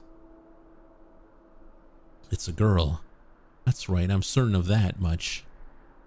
I don't remember her face, but it's a girl younger than me.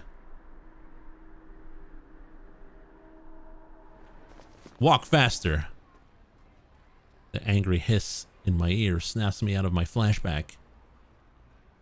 What was that memory just now? I'm more concerned about the girl who saved me than I'm about the men who've just captured me. The two thugs march me along, still holding me by the arms. Can't believe she was in a place like that. Yeah, talk about giving us the runaround. Can't figure out what they're talking about. Place like what?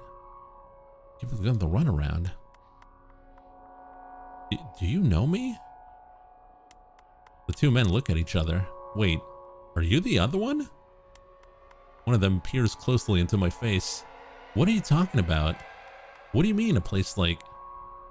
I stop as a sudden idea comes to me. Hold on, are you talking about that storehouse? The men look utterly confused. What are you talking about? One of them asks.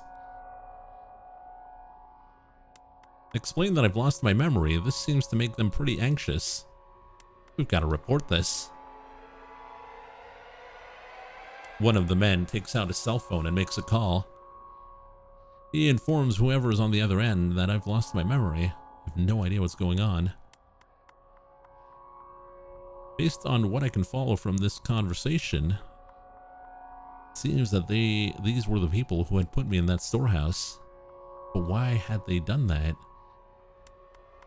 One of the guys asked if I was the other one. What could that possibly mean? Do the other MCs meet up? Yeah, we've seen other MCs meet up, actually, quite a few times. Could it be?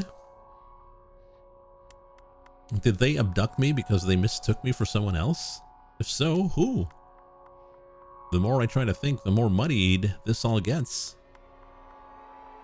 Calm down, just calm down. Let's think about what we know. What I do know for sure is that I woke up inside that storehouse. Evidently, I took a blow to the head, and that's the cause of my amnesia. Hold on, that's strange. If these people had kidnapped me before, why wasn't the storehouse, well, locked?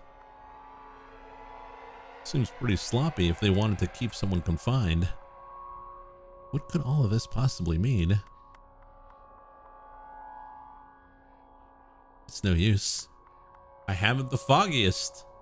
None of this makes any sense at all. Let go of her. I craned my neck to see who spoke. It's the man with the cane who was at the security office. Who the hell are you? One of the captors barks. I said let her go. Did you not hear? The man with the cane pulls out a gun from his suit pocket. Get lost. This isn't worth dying over.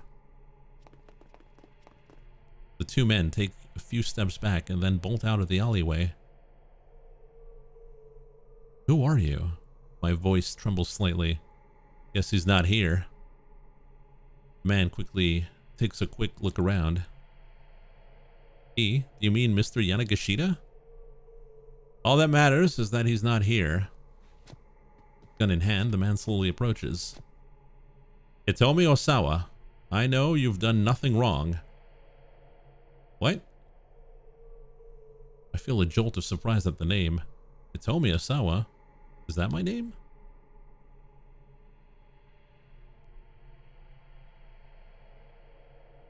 His face a mask of stone, the man points the gun right at my head. Please, no hard feelings.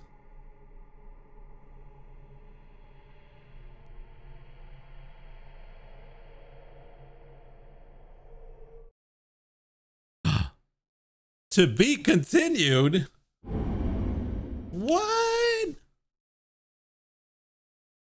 What does it all mean? That's in the DLC.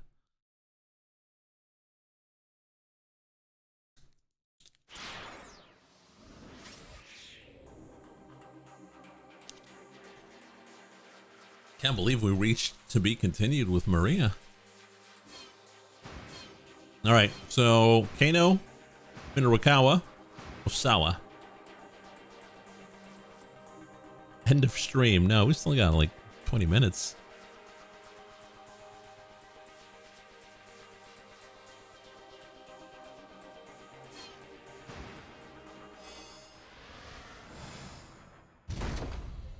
No! Minarakawa's cry of despair echoed throughout the cafe. His laptop monitor stared back at him, black and empty. Don't you die on me, buddy! He jabbed his finger sharply at the screen. Oh, so is that how it is on a Japanese keyboard? That's neat. But the computer gave no response, looking well and truly dead.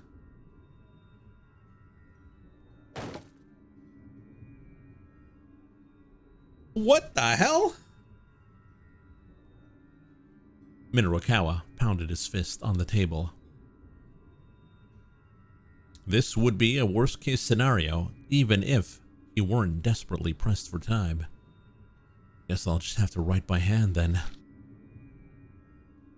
He rummaged around inside his bag and pulled out a notebook. I could still do this, he shouted, doing his best to psych himself up for the task ahead. I will still do this. Excuse me, sir. The waitress appeared timidly beside him. What? Minorikawa snapped, his pen still flying across the paper. Sir, if you could please quiet down. My damn computer just broke. I'm allowed a scream or two? Minorikawa was in no state of mind to be quiet. If it weren't for the deadline he was racing to meet, he'd probably have gone on screaming until he passed out. Yeah, we're at 1400 to 1500. Your computer is broken, you say? The waitress peered at the monitor. Yeah, look. It just suddenly stopped displaying anything. Could it be that, the battery's just dead? Minorikawa sat bolt upright. That's it! The waitress flinched as Minorikawa's finger jabbed towards her face. I hadn't considered that possibility. Let me plug it in somewhere. There's an outlet right here, sir. Pointed at an outlet by Minorikawa's feet, making no attempt to hide her exasperation. Minorikawa plugged in the power cable, and the monitor sprang to life as normal. Now that that's sorted, would you, please be quiet, sir? Don't talk to me. You're interfering with my writing. Minorikawa's fingers had already begun dancing across his keyboard. With a sigh, the waitress disappeared back into the kitchen. Clacka, clacka, clacka. Oh yeah, now we're talking. His fingers picked up speed as he went about touch typing. What? Touch typing? What does that mean? Well, it's the act of typing at a keyboard without looking at the keys. The aspiration of computer novices everywhere. The typical method involves placing the index finger on the F and J keys, with the middle, ring, and pinky fingers resting on the A, S, D, K, L, and that keys to either side, from which all the other keys are easily reached. With practice, a touch typist can instinctively hit the correct keys every time without looking. Semicolon, yeah, there we go.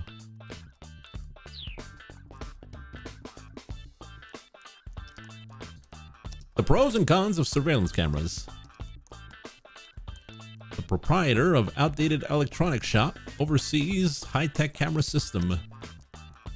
Bedlam at bogus weight loss drink sales demo. Bankrupted organizer remains undiscouraged.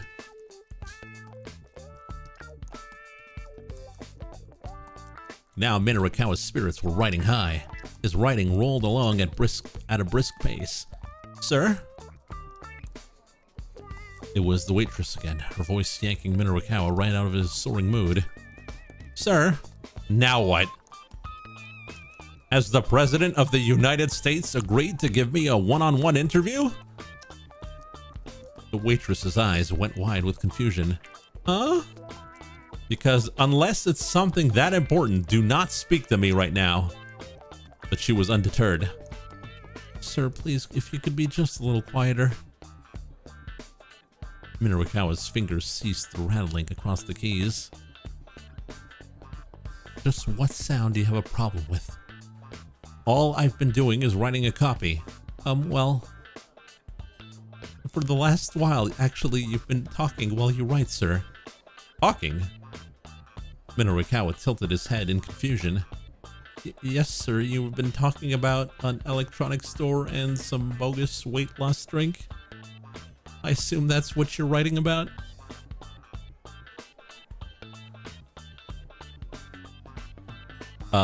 So you're saying I've been narrating my copy aloud while writing it? That's right, sir. Other customers sitting nearby were openly snickering. Well, so what? He snapped. He was red in the face now. You should all be delighted that you get to hear what I'm writing before the magazine goes to print. Well, actually, sir, one of our customers has been complaining. Complaining? Of all the nerve, who was it? Who were they? Minorikawa scanned the other patrons, many of whom were unsuccessfully trying to hide their laughter. It was me. It was the grumpy older fellow who'd been making a scene earlier. Bogus diet fads, peeping security cameras. Reminds me of that sleazy tabloid, 4-star general gossip I hate so much. Oh ho. You sure seem to know a lot about it for something you hate so much. Curious. We also live in a society, yet you partake in it. Very curious. The man's face twisted up with scorn. Oh, you guys want an emote? Give me a second.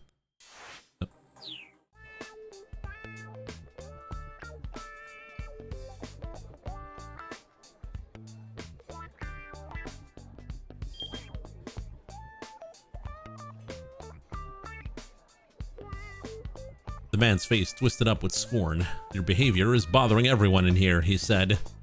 Do you not understand that? No, I don't. I guess a reporter who writes nothing but nonsense prefers nonsense in everything he does.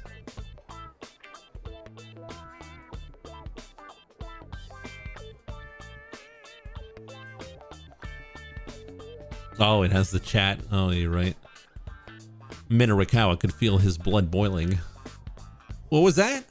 Go on, say it again. Oh, gladly. Nonsense, filth, codswallop, flim flam. He said the F word with a hard M. You bastard! How dare you! Minorikawa stormed over the man's table. Flim flam indeed. What is flim flam anyways? Bogus? Or insincere content? Few things anger Minorikawa more than reporters using dishonest means to create a story. Having his own work called Flim Flam would naturally make him blow his top. Codswallop?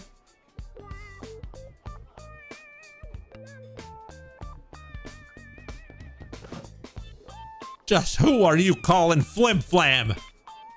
That's the poor guy. He's got flipped. The other man stood up and glowered in Minorikawa's face. You utterly lack any manners or sense of decency, for starters. I have plenty of manners and decency. I also happen to have a deadline. Ugh. As if a flim-flam artist like you has a work ethic. Stop calling me flim-flam. The waitress inserted herself between the two men. Gentlemen, please, stop fighting. I demand you remove this man at once, the older fellow barked. He's the one you should be kicking out, Minorikawa shot back. Now he was ready to go for this guy's throat. Please, the waitress pleaded. Both of you, return to your seats.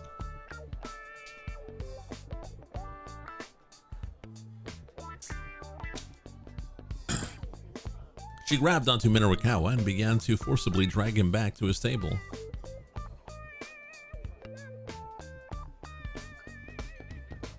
Oh, it's too late for that. Giving in to his anger, Minorikawa threw a punch at the troublemaker. Okay, just calm down. Minorikawa did his best to swallow his pride. Unleash the beast?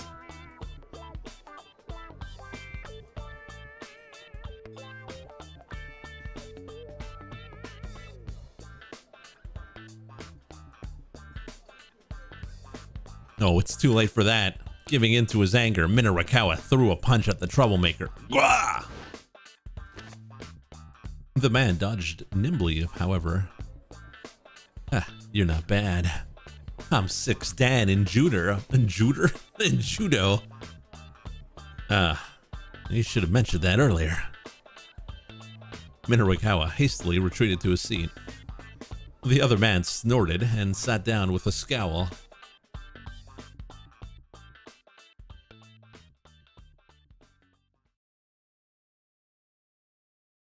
The needless interruption, just when he finally gotten into writing mode, had all but killed Minarakawa's motivation.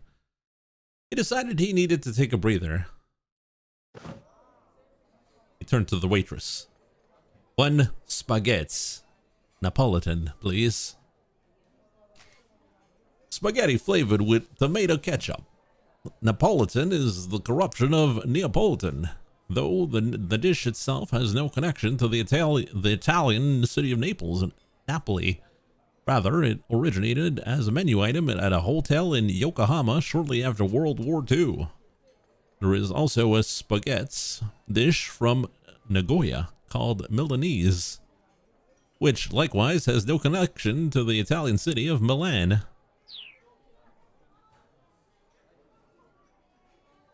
He may not have a lot of spare time, but working on an empty stomach wouldn't do him any favors.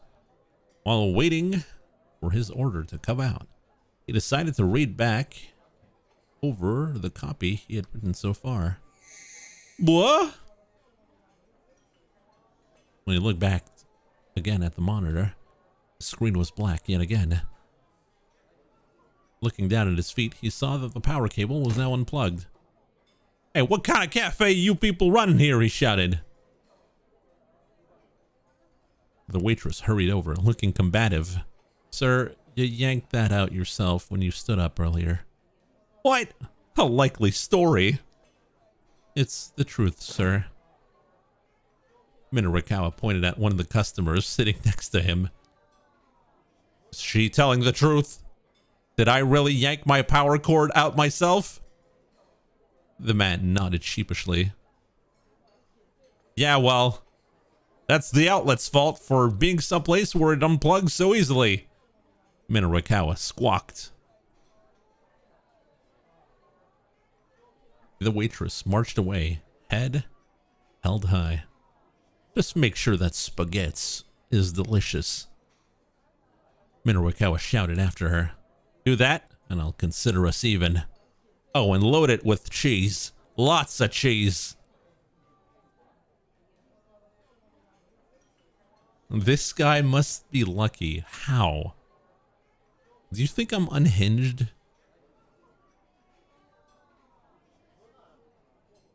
He plugged the power cable back in and let out a heavy sigh. In all his writing fervor, he hadn't thought to save his work. Always make sure to save your work to avoid losing data. Honestly, why is it that your computer only seems to freeze when you forgot to save your stuff? Well, again, why is the editor talking about this? The writer going off on a rant again. Soapbox emote when, yeah. And where's the save emote? He was probably going to have to rewrite most of what he'd done.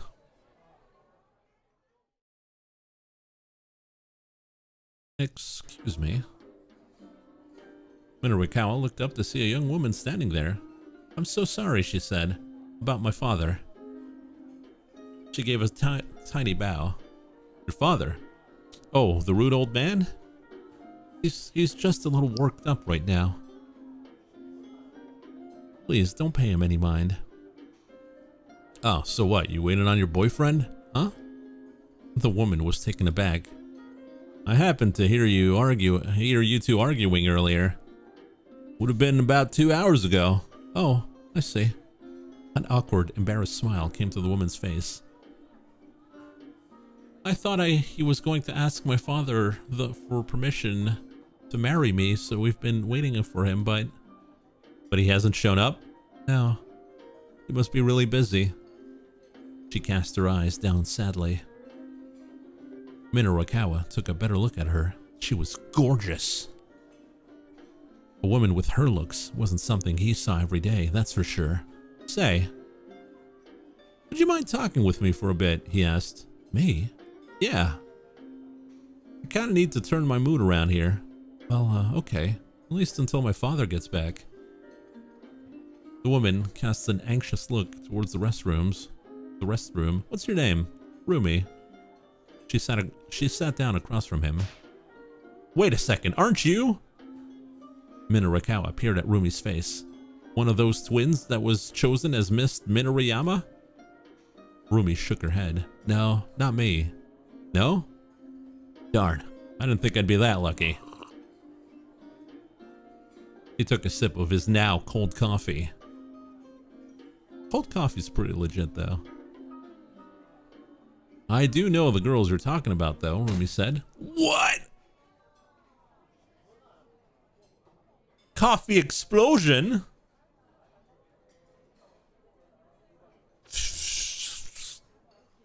Wasn't Rumi the girlfriend of that one cop? That's right.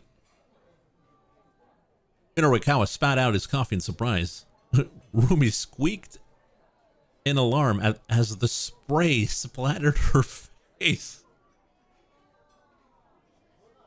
But Minarakawa leaned in unconcerned. You mean it? You really know them? Yes, Rumi replied. You're talking about the Osawa twins, right?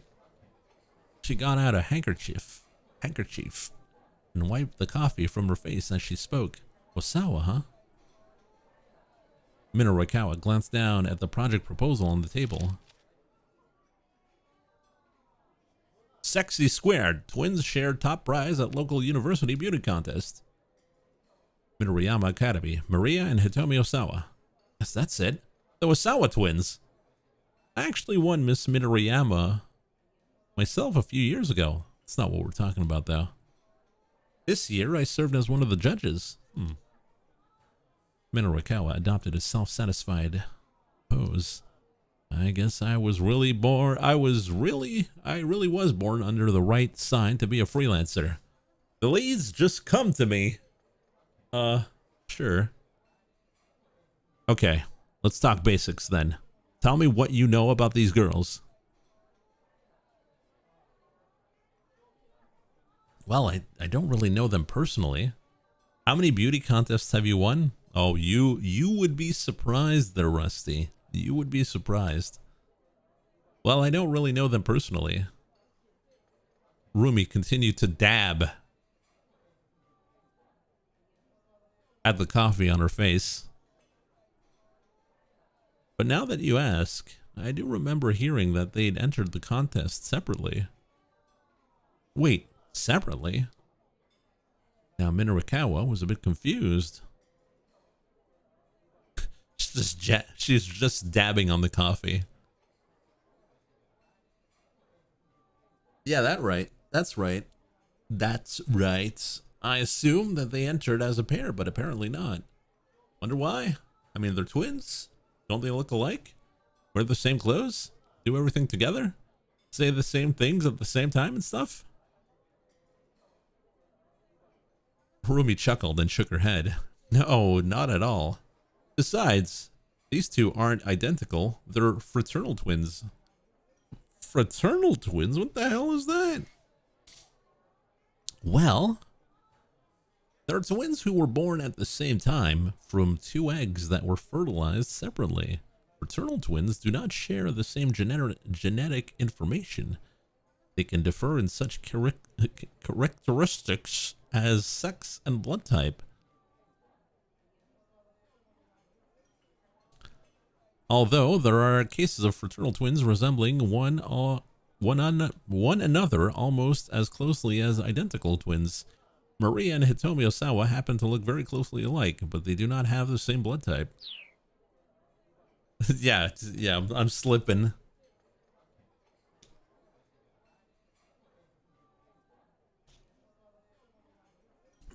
Although, at a glance, they do look very similar. Still, how should I put this? They both give off a very different impression. Oh, now that sounds interesting. Mind explaining what you mean? Minarakawa opened his memo pad. I talked to them briefly after the award ceremony. The older sister struck me as really energetic, but the younger one was more quiet and reserved. Minarakawa's investigative senses were tingling. I wouldn't figure a shy girl would want to enter a campus beauty contest. I suppose not, no. Yeah. I don't suppose you've got anything juicier, Minarakawa asked. Rumi frowned. Would you like to just go ask them yourself, she said. They don't live very far from here. Well, hold the phone. Minarakawa could hardly believe what had just fallen into his lap. The advance info in the project proposal had mentioned the girls were students at Midoriyama, but hadn't given an actual address. If he could talk to them directly, now that would pay dirt. You know where they live?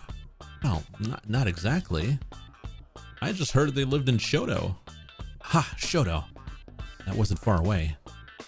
A car or motorcycle could get there in about 10 minutes. It would be quicker than going to Midoriyama Academy, and he'd be able to meet with the girls themselves. Minarakawa flashed a quick look towards the restroom. It looked like Rumi's father had just gotten back. Sorry, she said. I should be going. No problem, and thank you. Rumi gave him a quick nod and hurried back to her seat. Minarakawa grabbed the directory from the public phone and flipped through the pages.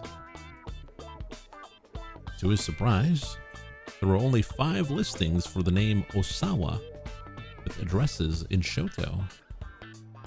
There were neither a Maria nor a Hitomi, but he hadn't expected there to be. He'd need to find their parents. Wasting no time, he called up the first Osawa on the list.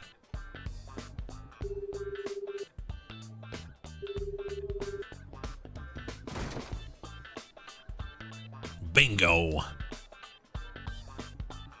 Minarakawa couldn't help but pump his fist in excitement. He'd gotten the right place on the first try. Way to go, me! He committed the house number listed in the phone book to memory. Then the waitress reappeared with a disgruntled expression and Minarakawa's order of spaghetti Napolitan. Here you are, sir. That's a lot of cheese. Remember phone books? Yeah. Oh, we got some Tabasco sauce too. The pasta was piled high with an impressive mound of grated cheese. It almost looked like a miniature mountain of snow. You did say lots of cheese, sir, the waitress told him. If I was presented that, I'd be like, you gotta be kidding, right? You gotta be kidding, right? Also, I don't like Parmesan. But Tabasco! I know this! She set out a canister of cheese and a bottle of Tabasco. Well, what is Tabasco?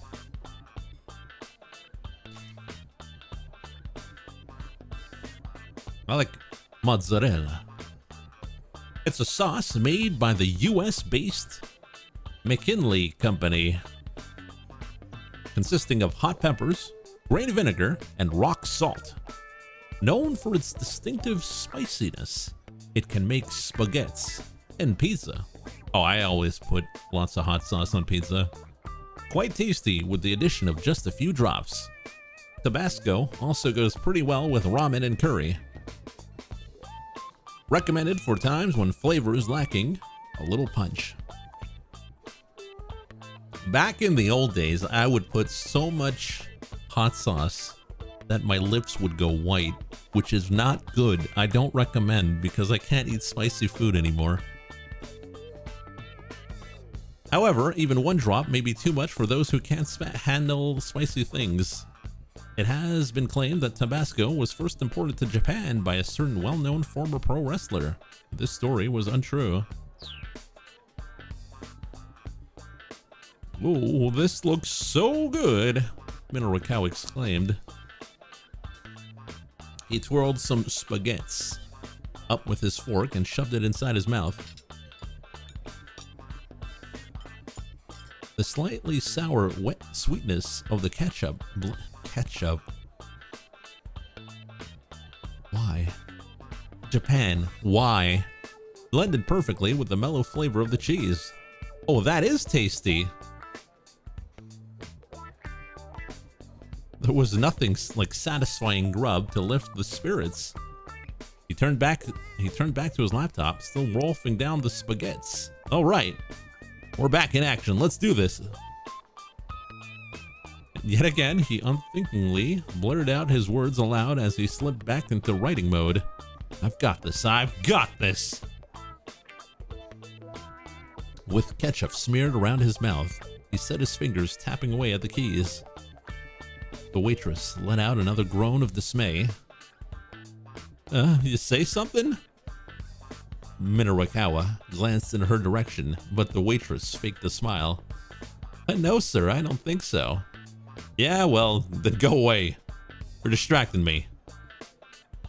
Oh, fist. The moment he looked away, she clenched her fist in indignation.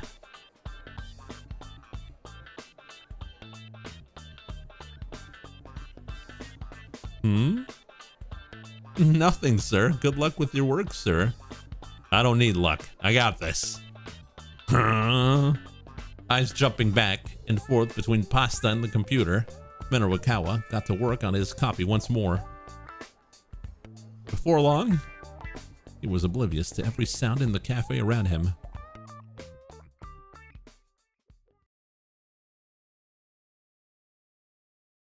When he finally snapped out of writing mode, he glanced at his watch. It was 2:20. Almost time for him to head to his next interview. Better get a move on.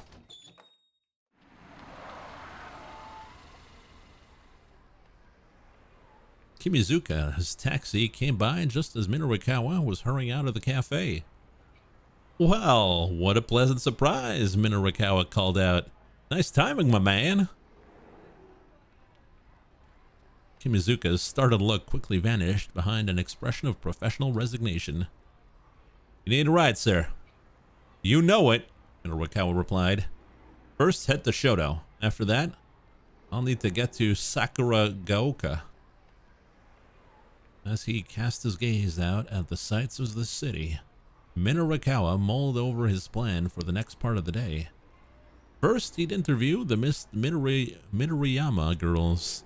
Then he'd meet with the head of that theater troupe in order to leave himself enough time to write his copy.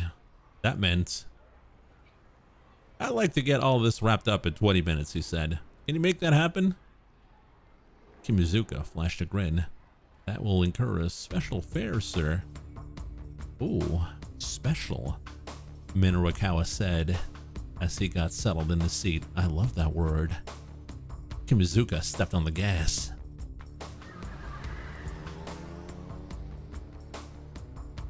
Shibuya was a town of contrasts.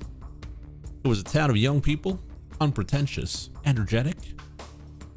The Scramble intersection and Center Guy perfectly conveyed that vibrancy. However, if one turned right at the 109 building and headed down Bunkamuradori, the town's whole atmosphere changed.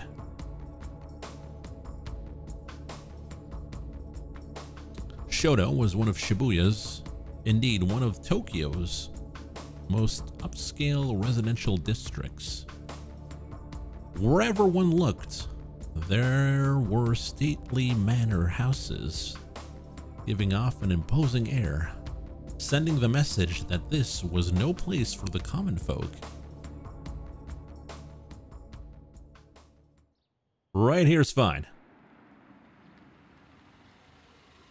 Minorikawa directed Kimizuka to pull over. Wait there for me. I'll be right back.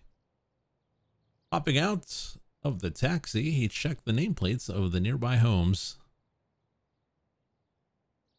Ah, here we go.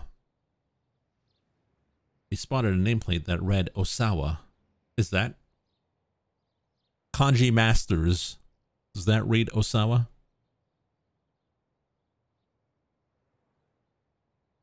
Kenji Osawa, huh? The name nagged at him somehow. It had been in the back of his mind ever since he had seen it on the phone book back in the cafe. Had he heard it someplace before? He walked up to the gate and pressed the button for the intercom. Even the little chime it made when pressed sounded elegant. Minorukawa waited, but there was no response. He looked at his watch. It was 2:30 now. His interview with Shinanosuke Orai of the Wandering Angels. Oh, who they? Oh, thank you, Rusty. I wasn't sure, but now you've just confirmed it. Wandering Angels, Episode 3. With the help of Shinichi Bando, Mondo was able to get out of his apartment. Then, when all the players had finally assembled, the troupe proceeded with one last rehearsal before showtime. But then again, tragedy struck. Mondo came down with food poisoning after eating his lunch. He was rushed to the hospital in an ambulance, and the Angels were once again lacking an actor. For the key role of Shido, Orai was on the verge of panic. Finally, however, he came up with a solution. Novice actor Takuya Amo, age 31, would take on the part, continued in episode 4.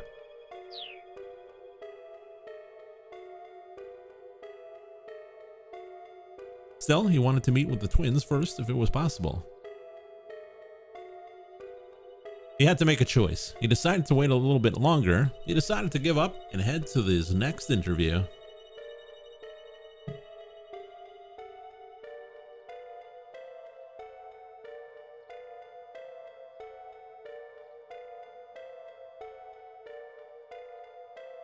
I'll go with A since it got in first.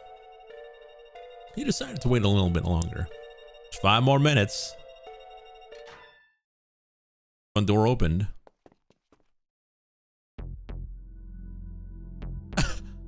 What? A grim-looking man emerged, leading another man in handcuffs. Minorukawa was standing in their way. Pardon us, the serious-looking fellow said. He gave Minorukawa a curt bow, and as he passed by, Minorukawa smelled the distinct odor of a scoop. Hey, does that guy live here? He asked. The man ignored him and kept moving, but Minorukawa followed. He couldn't let this opportunity pass him by. Hey, wait up! Is that Mr. Osawa? With a grimace, the man pushed Minorukawa aside and hurried his handcuffed prisoner along. For a moment, Minorukawa wondered if he should keep after them, but he decided against it. Whatever was going on there, he doubted he'd be able to get an interview with the twin girls right now. This had all been an unfortunate waste of time. He had no real choice but to head along to the next interview.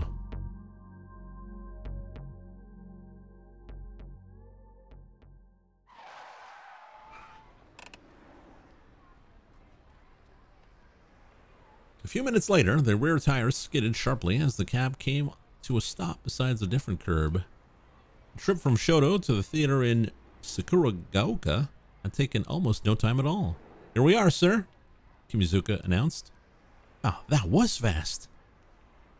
Still, Minorukawa was at least 5 minutes behind schedule. He'd hoped he'd still be able to get the interview with Orai. Keep out. And I think that'll be a good time to call it there for tonight. Hope you guys enjoyed it. Don't forget we've got Tactics Ogre in 2 hours. So tune in if you're interested in that. possibly the last stream, we don't know. And yeah, we'll see you next time. Thanks for watching.